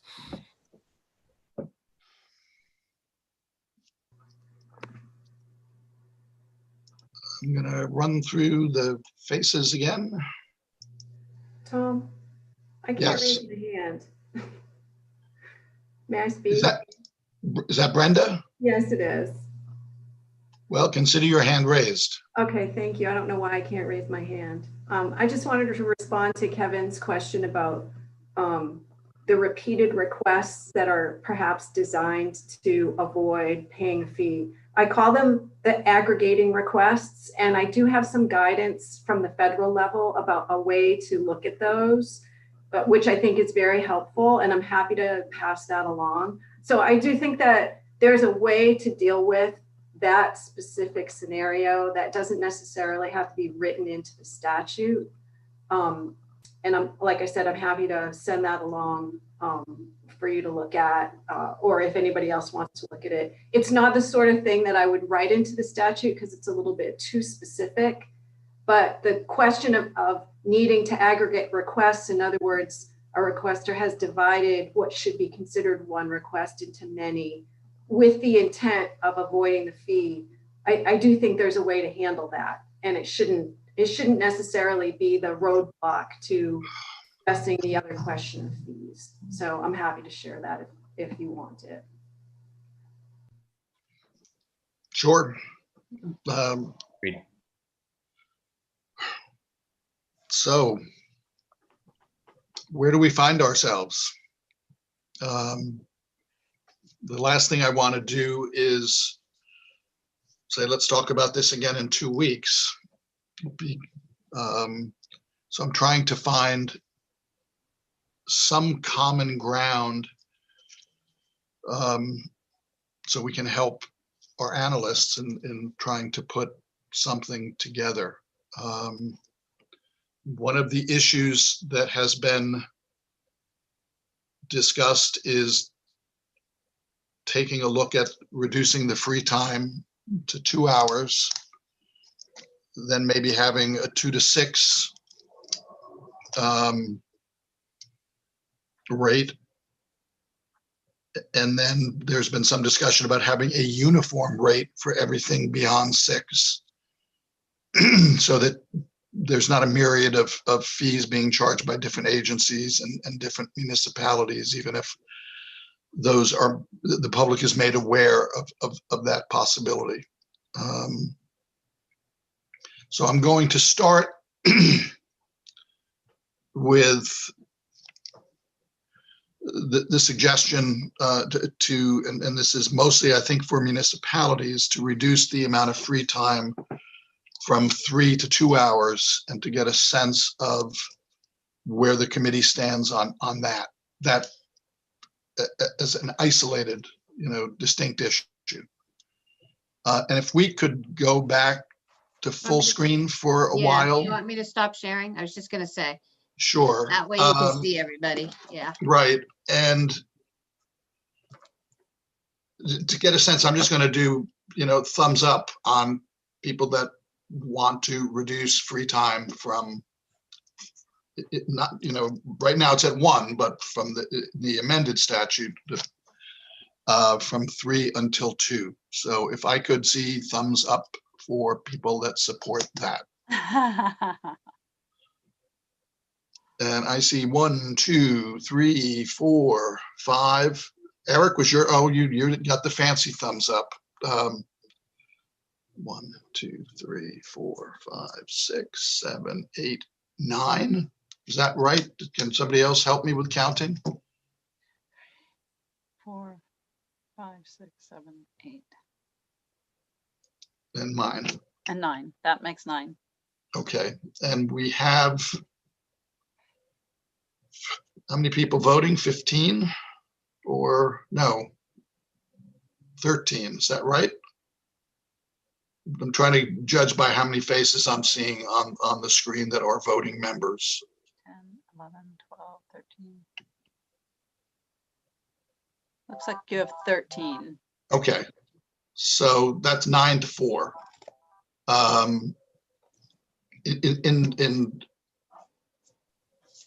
In the interest of trying to move on, I'd like to be able to, nothing we're going to decide here today is final, but to bring back what we will consider on December 20th, that be incorporated into the existing proposal. Is that something you guys can do, Colleen and Peggy? Yes. Okay. So that's 1. The next item is in between, I guess for hours 3, 4, 5, and 6. Current proposal, which would just be for 4, 5, and 6, was $25 an hour. Of course, now I don't have the statute. That's right. Yep, 25. Okay. is, I guess, with a thumbs up again, people that are comfortable with moving forward with that $25 an hour rate for that time. Okay, so thumbs up. And if you could be my counter, Peggy, I would really like it.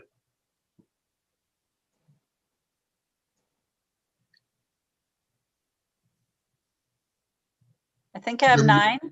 One, Okay. 2, 3, 4, 5, 6, 7, 8, 9. Okay. But a different 9. A different 9. Okay. But it's a 9. It's a 9. Then I think we have 2 other issues, and it's the one that we've already voted on, that we have quite a split on between the 3 options.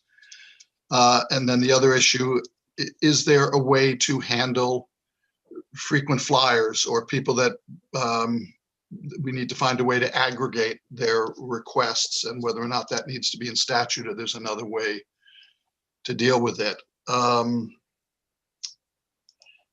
as I looked at the voting on A, B, and C,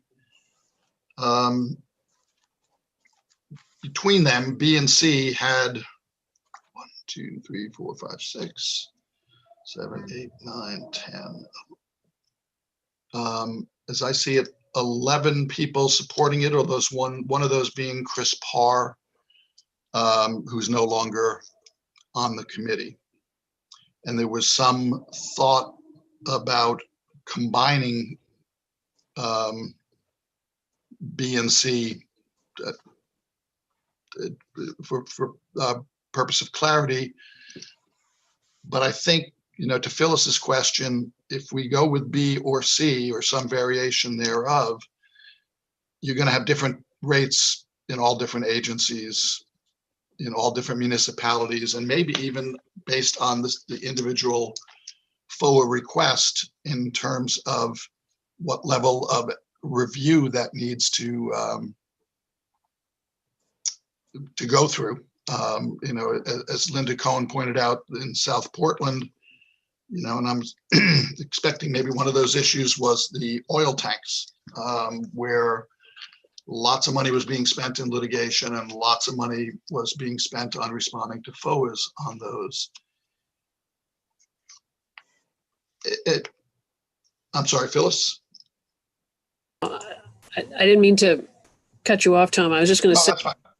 Another variation here would be to say, don't stop the $25 an hour at 6 hours. Just let the $25 an hour be the standard rate for everything beyond the 2. And recognizing that does not equal, what an attorney's time is involved, whether it's a municipal attorney or a state attorney. It won't cover the cost of higher level policy people, but it would be enough, an hourly rate perhaps, to deter or at least give someone a reason to try to narrow their request if it's going to get substantially above. So that's the super simplified, not trying a different hourly rate, just sticking with one. I like super simplified. So, I mean, it's certainly easy to apply and easy to understand. And based on MMA's survey, that seemed to be a number that most municipalities were comfortable with. In that range, it was like 25 to 27. Is that right, Neil? Or Kate? I see you're still here.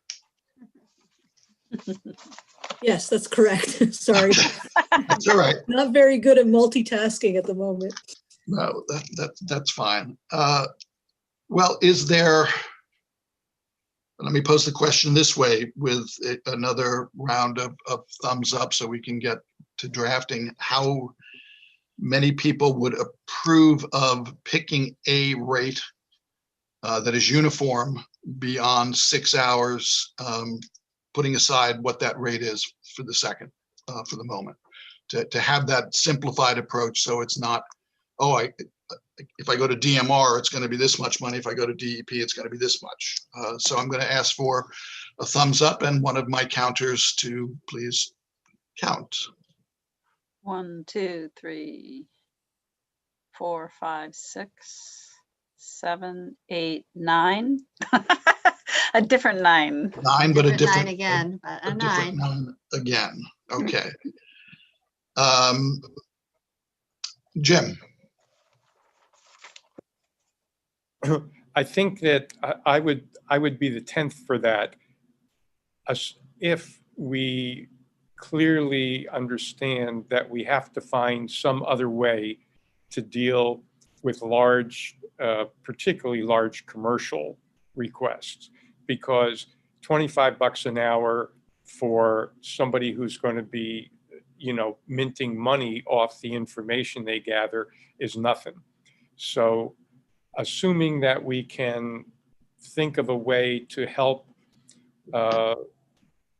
make pushback on these kind of really big requests possible for agencies or municipalities, I'm the 10th on that one. But I think we can't let that slip by, because that is really a key item in my way of looking at things. okay, and I want to address that, but I see a hand up for Linda and Eric. So Linda Clancy. Yeah, that's my concern too. It's that commercial. And I'm wondering, Brenda, if the federal government has addressed that at all? Maybe Brenda's not here. Sure. Tom may respond to that. I'm sorry, no, but you can respond, yes. Okay. Linda, the federal government under FOIA categorizes requesters into different kinds of groups, and they get treated differently. So in the framework is commercial requesters pay the most.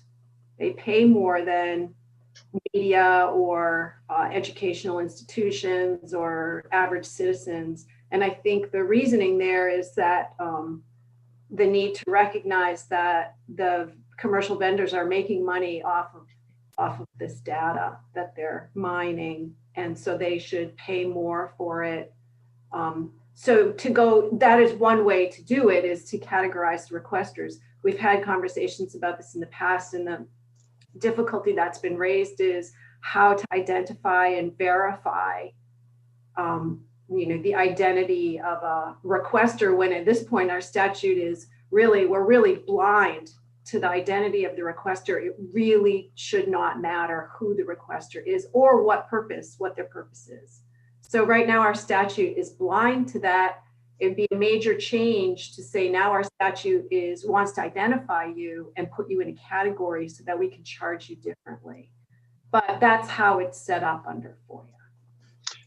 Brenda, can we tell by the information that is requested whether it is for commercial purposes? Yeah, it's often obvious, very obvious. It's just you're going to get into a whole new area of verification. Even if some of them are obvious, some are not going to be. And certainly there would be ways to filter that to make it less obvious. At this point, it doesn't matter. But if it was going to matter and it was going to be a significant fee difference, I'm sure people would be thinking about ways to do that differently. So it's just an area that our statute has not gone into. But it is one way to differentiate and charge differently. Thank you. And Eric, you had a hand up before. Yeah, I was wondering if, on the point of very burdensome requests that, might take 100 hours or something like that. And the $25 doesn't deter people with deep pockets. So I don't know whether Brenda can comment on that. I think the statutory role of the ombudsman doesn't give you decision-making power. People have to go to court, but yet you get involved in dozens of cases where you're kind of refereeing or I don't know, you beyond legal advice, which I think is your primary role, correct? But you do engage in some of these burdensome requests, I know from the past. And that has helped to kind of come to the middle So I don't know if you want to comment on that, because somebody brought up the role of, I think Jim brought up the question of, is there a way to deal with these high hour requests short of just going to court? Right. I guess I would say, first of all, that that I do deal with a lot of fee disputes. It's bread and butter for me, and there are ways to work some of that out. So I think that will always be there, regardless of how you set up the fee structure. There will always be some fee disputes, and that's to be expected. I do think, though, that there actually are quite valid FOA requests that are going to take hundreds of hours because they're just extensive. And it isn't necessarily the fact that it's time consuming that makes it illegitimate somehow. I think the problem lies more in how long it ends up taking responding to those requests, because the way that we have FOA structured in our state right now, we don't allocate that job, except in very rare instances, to a full-time equivalent person whose job is to respond to FOA. It's always people who have other jobs who are also responding to FOA. Like I said, there are instances where that's not the case, but generally across the board, that's the case. So the fact that it's a big FOA request is not necessarily a problem. It's certainly, we want to refine requests as much as possible to get as close to the target as possible for the requester. And Eric, you know so much about that, trying to take a broad request and scope it so that the requester can get what they really need without a lot of wasted energy on the part of the agency. Both sides are looking for that. There's not normally a lot of dispute around that. The requester doesn't want to spend extra money, and generally they don't want to just waste your time either. And the agency wants to be able to get what they need as efficiently as possible. I think that it's, as you stated before, it's really the outlier cases that cause the big problems, that where it's the requester is not cooperating to try and scope the request, or you get the sense that there is some element of just wanting to be a problem, wanting this FOA request to tie up an agency or something like that. Those can happen and they're out there, but I don't think that defines the nature of FOA in the state of Maine. I think that's really an outlier. For the most part, our statute works pretty well. So I don't want you to take those cases and put them in the center and say we have to design everything around those, because I really don't think they define our situation. And we have a provision for burdensome requests. It's there if needed. Like I said, I do work with a lot of disputes having to do with fees, or, as you know, Eric, trying to scope requests to try to hit the target. I would say this one thing, though, that I still think we have some unrealistic expectations in general about how long it's going to take an agency to respond to a FOA request. In other words, we think it's going to be as simple as Googling something, or that the technology is in place, that this should, it's 2020, come on people, this should be easy, this should be fast. And the reality is that in most cases, it's not. And where we really need to look at the technology that is supporting our document management and our capture and access to that management. We need to look at resourcing people who can do these jobs. And those are the places where FOA could move into the future and meet the need and meet the demand. And it's generally that those two, they just don't match up right now. So it takes a lot longer than we think it should. And like I said, in most cases, that's not because of bad faith. It's because our technology doesn't match up with that. We don't have the money. We haven't put those resources into that. So I do think that the fee structure, charging something, and I'll just say, I'm not the policymaker here and I'm not the decision maker, but I want to agree with Judy to a certain extent. My personal opinion is that this is a core function of government. It's just a core function. And we generally don't charge people, the public, for government to do its normal duties, except through the taxpayer. And we know the taxpayer is paying for that. But the taxpayer doesn't necessarily pay extra, or the user doesn't necessarily pay extra. So I for certain things. So I tend to see it as a core function of government. Again, I think part of the problem is we're not allocating enough resources to the technology and the human resources necessary to make this be as quick and efficient as we would like it to be.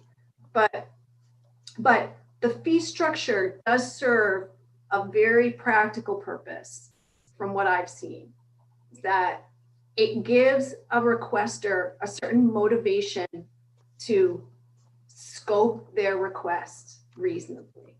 In other words, you get a lot of requests that are virtually for everything. Just give me everything, from, really everything. And those are huge. And the fee structure does help to say, well, if you want everything, it's going to cost this fee. Let's talk about narrowing that. Let's talk about scoping it. And so the fee structure provides that kind of motivation. And that's one of the reasons why I support having the fee structure in place and don't go all the way to there should be no fee at all. Because there's so many situations, it's the motivating reason why this clarification process will happen, why the requester will engage and work to try to get this to be a target that can be hit reasonably. So Eric, I don't know if that answers your question, but no matter how you write this, there will be fee disputes, and I'm happy to continue to do work to try to sort those out. I don't think those are going to go away. Thank you, Brenda. I want to go to Amy, who's had her hand up. Then I say Phyllis. Then I want to get back to where I think we are and what we need to do to move forward. Amy? Two things. I know it was mentioned a little bit earlier, and Brenda was just talking about it, of if there is a request that seems quite broad, is the onus on the agency to come back and say, hey, can you be more specific? Or is the onus on the requester to get a response from the agency and then come back and say, well, how about if I ask for these specifics? I know in my experience, some requests we've made as a station have just come back and been, an exorbitant amount of money because saying that it would take like crazy amount of time to find. And then we have to come back and say, well, okay, how about we, narrow our dates or whatever? Can that conversation start sooner if the onus is on the agency to say, well, can you be more specific? Because that might help us all in the process. And then the other point that I just want to make is that I feel like we spend a lot of time talking about these commercial requests when the very large scale requests that it appears are not actually all that common. And I just feel like we spend a disproportionate amount of time talking about this. And is it really a good use of our time? Thank you, Amy. Phyllis, you had a hand up, and then I want to try to reel us back in. Yes, I'm in favor of that. And I guess it brings me back to just suggesting that we do the simple, we've already suggested the 2 hours free, just $25 an hour beyond that. And my reasons are commercial requests don't always take more time. So you can't equate commercial with the onerous ones. Sometimes commercial requests are super easy. You just transfer data onto a CD and give them, but if the legislature is a policy matter, if the taxpayers have invested a huge amount of money into a database, like the central voter registration system, for example, the legislature adopted a fee structure in statute for that data so that people who have reasons to want that data pay certain fees. That's one way to deal with commercial requests.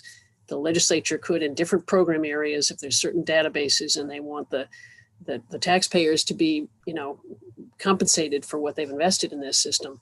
I think that's a very different kettle of fish. I think the onerous requests, there really isn't good way to categorize them. I agree with Brenda that I think the fee, having a fee, and to me, $15 is just a little too antiquated to be a reasonable deterrent for, or a reasonable incentive for tailoring requests. And to Amy's point, I don't think the onus is totally on the agency or totally on the requester. The point of the estimate process is that gives the requester the opportunity to say, whoa, no, if it's going to take, 6 months and thousands of dollars, no, how is that possible? Let's talk. Or the agency could cut that short and reach out to the requester and say, do you realize that if we look for what you're asking for, it's going to be 6 months and thousands of dollars? Do you really? So it's a conversation that needs to happen. I know Brenda always encourages agencies to engage in that conversation as early as possible, which I support in my experience. But so I think that is the way that you give the incentive for tailoring. So I just recommend that we scale back to a simple approach and wrap it up, because this is going to be a huge discussion in front of the legislature if a bill does go forward. And we don't want it to be more bogged down than it could already. Let me thank you, Phyllis. Just for the sake of time and knowing that I might be the one who's going to have to deal with this in the legislature and explain this all. I think we're at a point where we have consensus, certainly not unanimity, but consensus on the 2-hour free, consensus on a fixed rate over 2 hours. And right now we have that at $25. We have concerns raised by Jim about ways to identify those outlier cases, those commercial cases that are purely doing data mining. Maybe we can do that under the provision dealing with burdensome requests already. I'd like Phyllis's concept that if we as a government, and this would be primarily at the state level, are creating these databases that might be of interest to commercial operations, that when those are established, fees can be established for large-scale requests on those. Am I stating that correctly, Phyllis? So I would like to move forward to bring back at our next meeting language that does simplify it, goes with 2 hours free. Let's keep the rate at $25 an hour. Above that, we can talk about that more. And then I would like to think about some of the issues that Brenda raised about the burdensome requests, and knowing, and I think Amy raises a good point, and I think it's the point raised by Judy earlier, that we are spending a lot of time on the smallest universe of cases, and it's probably not the best expenditure of our time. Does that make sense in moving forward to our next meeting? And if everybody could nod their heads like a bobblehead in the front of a car, that would be good. Is there anybody who's going to go home and say, boy, I wasn't heard here today? What if we're already home, Tom? We can't go home, right? That's an esoteric question. I don't deal with those. Is it really home? That could take us down a path that could have us here all afternoon. Does that give you enough, Colleen and Peggy, to Yes. bring us back to the 20th? Okay. Where we can talk about it. December 4th, not the 20th though, December 4th. Today is the 20th. I wanted to be back today. No, Right. December 4th. Yep. Okay. Thank you. And the next item on the agenda, should we just go into it? Is this a Peggy or a Colleen intro? It's discussion about remote public meetings. That's an issue that we've talked about when we last met. You talked about two aspects.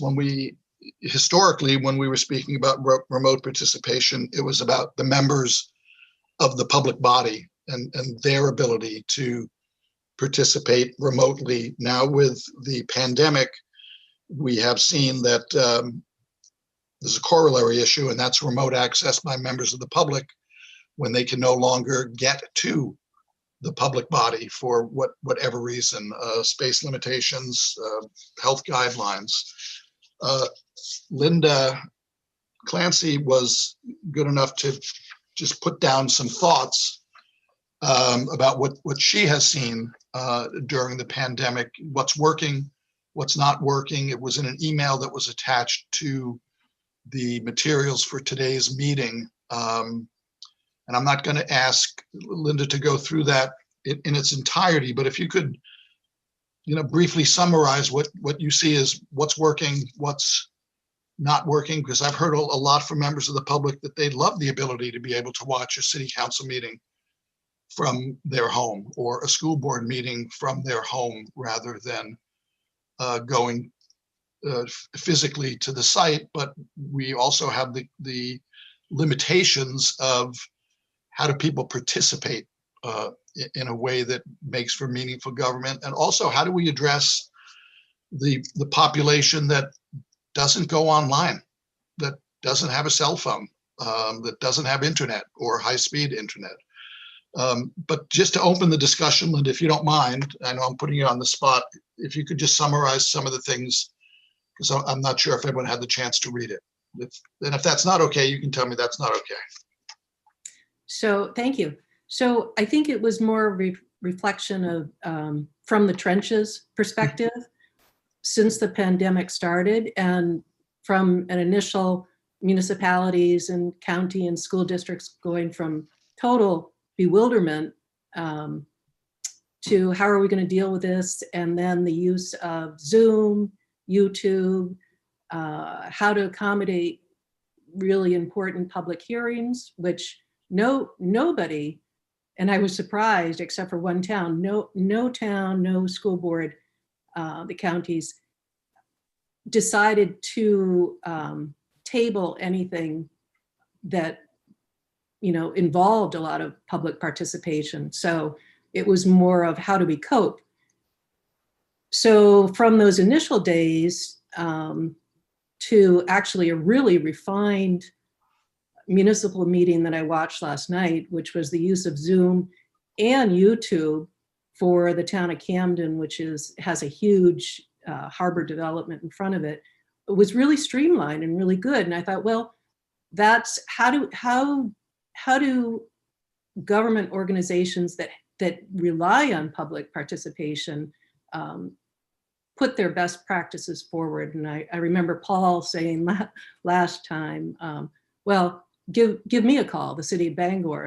And I know that's municipalities, and that probably comes from MMA. And I think MMA is still online with this one, but also school districts, so where are the best practices sort of rising, and how is that information getting to everybody in the state? Now that's what concerns me. And then from there, how is it getting to the public so that they know that they can still participate? And then to your point, Tom, to the people who aren't even online, can they even phone in? And that was like the last, what about the 85-year-old who used to drive down to those meetings? What's that person doing? So that was the gist of it. Thank you. Other thoughts or reactions to that? Vicki.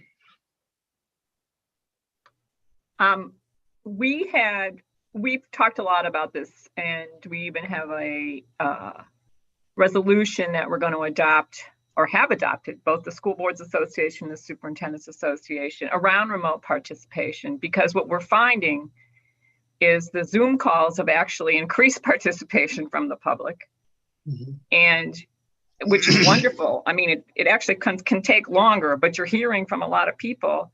And we ran our delegate assembly. We have a huge conference, not as huge this year, but we have a big conference. And we ran our delegate assembly with, I want to say there were 90 people, close to 100.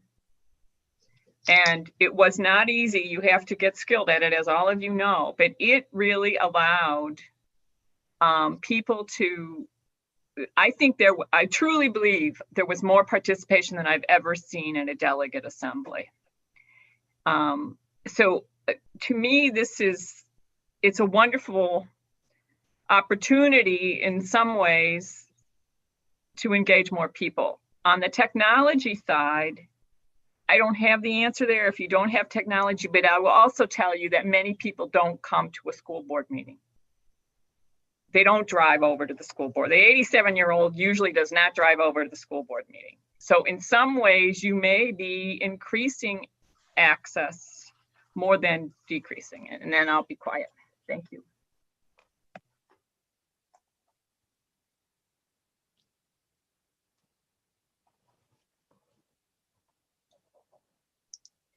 Other experiences from members of the media as to how this has helped you in coverage or challenged you. I'd like to hear it from those.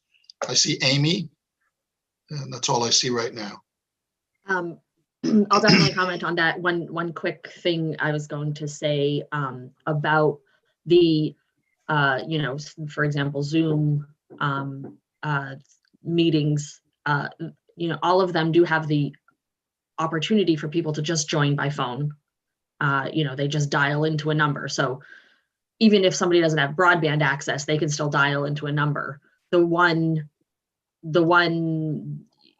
thing that is still an issue with that is that if a person wants to speak, I guess they would still have to, make a note ahead of time and ask for time, on the floor, because they can't just easily raise their hand and be seen. But so that is something that would need to be explained. Certainly, using the 85-year-old example too, I can see how that whole idea would be confusing to some people.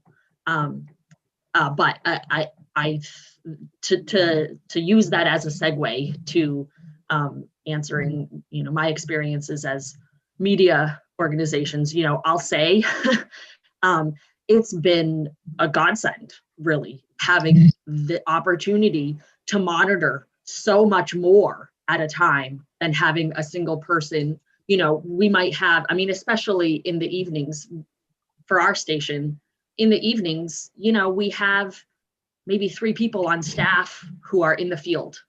So that we had the ability to attend 3 meetings at most, maybe, between all of the school board meetings happening, all of the city council meetings happening, all of the, anything that might be of interest. This allows us to monitor so much more all at once, and to be able to,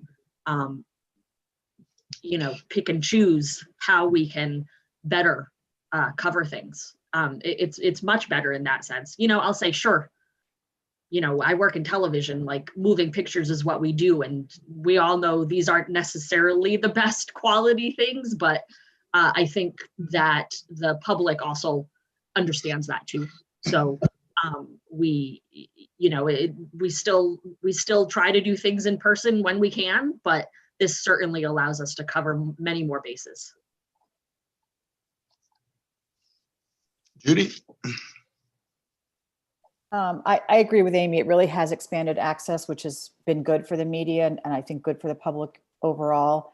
But we have had some of the same experiences as Linda has had, where, I think public officials really want to do the right thing, but it's the technology that has hindered some of that process. It's, everybody's navigating new waters here, so they're just all trying to figure it out. So I would argue that now we need greater guidance than we needed before in statute so that we have some uniformity around this. Other thoughts, Jim? And then Phyllis? Yeah, 2 things. One, I think we need to remember that in Maine, the last time I looked, somewhere between 18 and 20% of the population doesn't have access to high-speed internet. That's not 3 people. That's a good number of people. And secondly, in this current time, a lot of those people use libraries as their way to connect to things. And right now, libraries are very, very limited in, what they can make available. What they're doing basically is leaving their Wi-Fi on all night so people can drive their cars up as close to the building as they can manage. And that's fine, but that's very limited. So I think we do need to keep in mind that that is a fact. We're talking here about participation, and I think, as Amy and Judy said, participation in a lot of ways has increased for those who have a way to make it happen. How we can think about ways to provide alternatives, I don't know the answer technologically. The second thing is I would agree that guidance is needed. We've had at least one, and I think 2 cases in this state that have gone into the national wall of shame of meetings where the local government actually pulled the plug on something when a topic came up that they didn't want even in this case, one person didn't want other people talking about. So I think the guidance idea is a very strong one. And I'll just say that I have a meeting at noon, so I'm going to have to step off in a moment. Okay. Phyllis. Keying off of Jim's point, what I've been thinking about is this may not have been the type of recommendation this committee would have thought about in the past, but what strikes me is perhaps one of the recommendations we ought to consider is the state needs to accelerate its investment in high-speed internet, because this is a way to increase access, and also invest in technology to assist municipalities and school boards, as well as state agencies, in getting the technology that will facilitate participation. And I think that your point, various people's points about best practices and needing guidance, I'm totally supportive of that. I don't think it makes sense to write it into statute at this point. I think it makes sense to find a mechanism to provide it and to keep improving it and fine tuning it. And perhaps at some point, something needs to be put into statute, but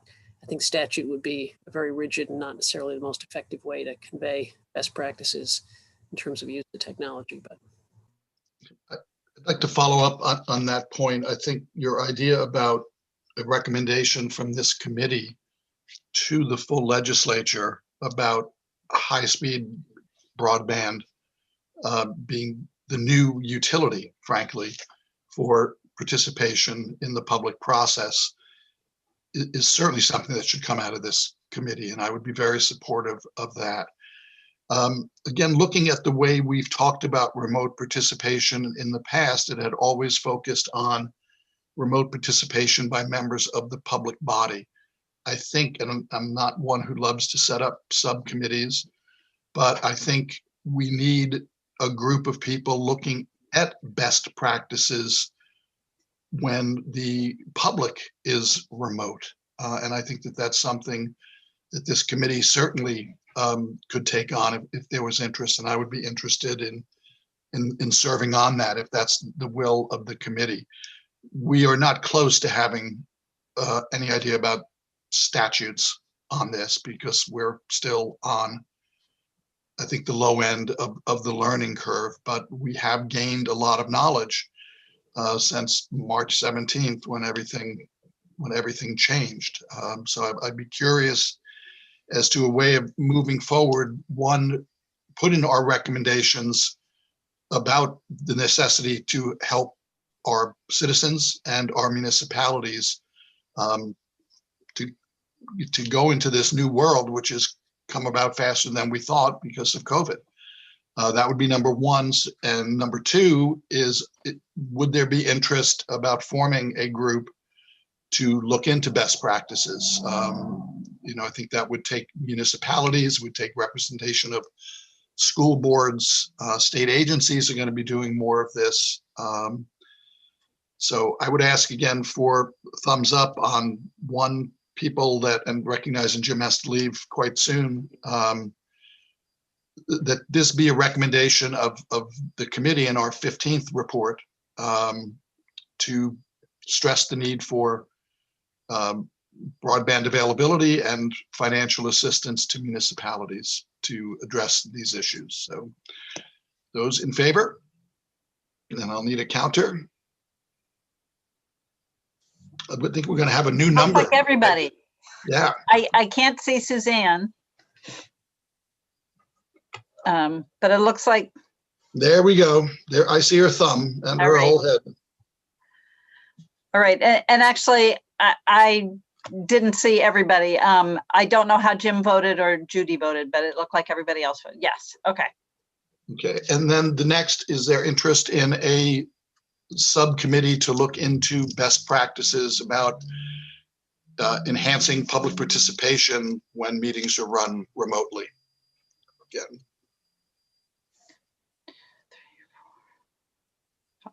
Okay, and I see Linda's thumb just appeared over her name there. It was hard for me to see at first. Wonderful, you're all on the committee. Thank you. With that, you might need to talk about timing of when this committee is going to work, but the subcommittee. But gotcha. When this meeting concludes, I want to talk if Peggy, Colleen, and I can stay on, we can talk about moving forward, particularly as to the next meeting. But I am cognizant of people's time. So with that, are there other issues that anybody would like to raise before we adjourn this meeting? Eric. I just wanted to add that on the broadband, there's an entity in the state called the Connect Me Authority, which is under the direction of the Department of Economic and Community Development. And they've been in place for over 10 years, and they leverage a lot of federal grant money. And I don't know about the state revenue to that, but they're the coordinating body to try to consistently move the broadband above 80% to 85, 90, as much as they can in the rural and the underserved, what they call the underserved areas. So it's called the Connect Me Authority under DECD. Thank you. And as we know, it's going to be a difficult time to be asking for more revenue streams from the government. Was that your hand up, Phyllis? Yeah, I was just going to say it's bond money. I mean, the last bond was 15 million, which is a handful of nickels in a bucket when you're talking about increasing broadband. So you're correct, Eric. The agency vehicle is Connect Me. The logical source of funding would be a bond. Yeah, that's and certainly an entity we'd want to loop into the discussion, though. Other issues? If not, before we adjourn, I want to again welcome our new members, Kevin, Linda with an A, not a YA. You're now two Lindas, and Vicky. And I want to thank you all for being here today, and particularly thank Colleen and Peggy for their assistance, and thanks to Kate and Neil for the great work on the survey. So I'm going to stay on with Peggy and Colleen, but everyone is free to go. So we'll see each other in 2 weeks. Thank you. Bye, thanks. Somebody posted the other day why we wave goodbye now when you never did that in person with people. But Happy Thanksgiving to everyone. New norms. Mm-hmm.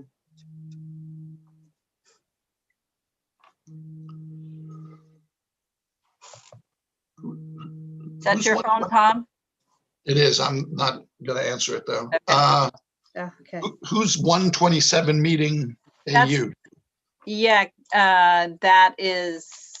That's Hey, the Roy, audio. can you end that? That's the audio. that's broadcast. If you Oh, go to okay. the, Let's the get calendar. offline before we have our Yeah. discussion. And maybe we should make sure Yeah, YouTube's off I'm too, not maybe? sure if I have to end the meeting. Okay, you know what? We'll just do a new meeting. Colleen and I will do a new meeting with Tom. So what do I Okay. do? Thanks. Wait till we send you an invitation in your email. Very good. State email. Thanks. All Yeah, right, sure. I'll leave this one. Okay. All right, Bye. thanks. Bye. Thank you, Roy. Thanks, Roy. Bye. Bye-bye.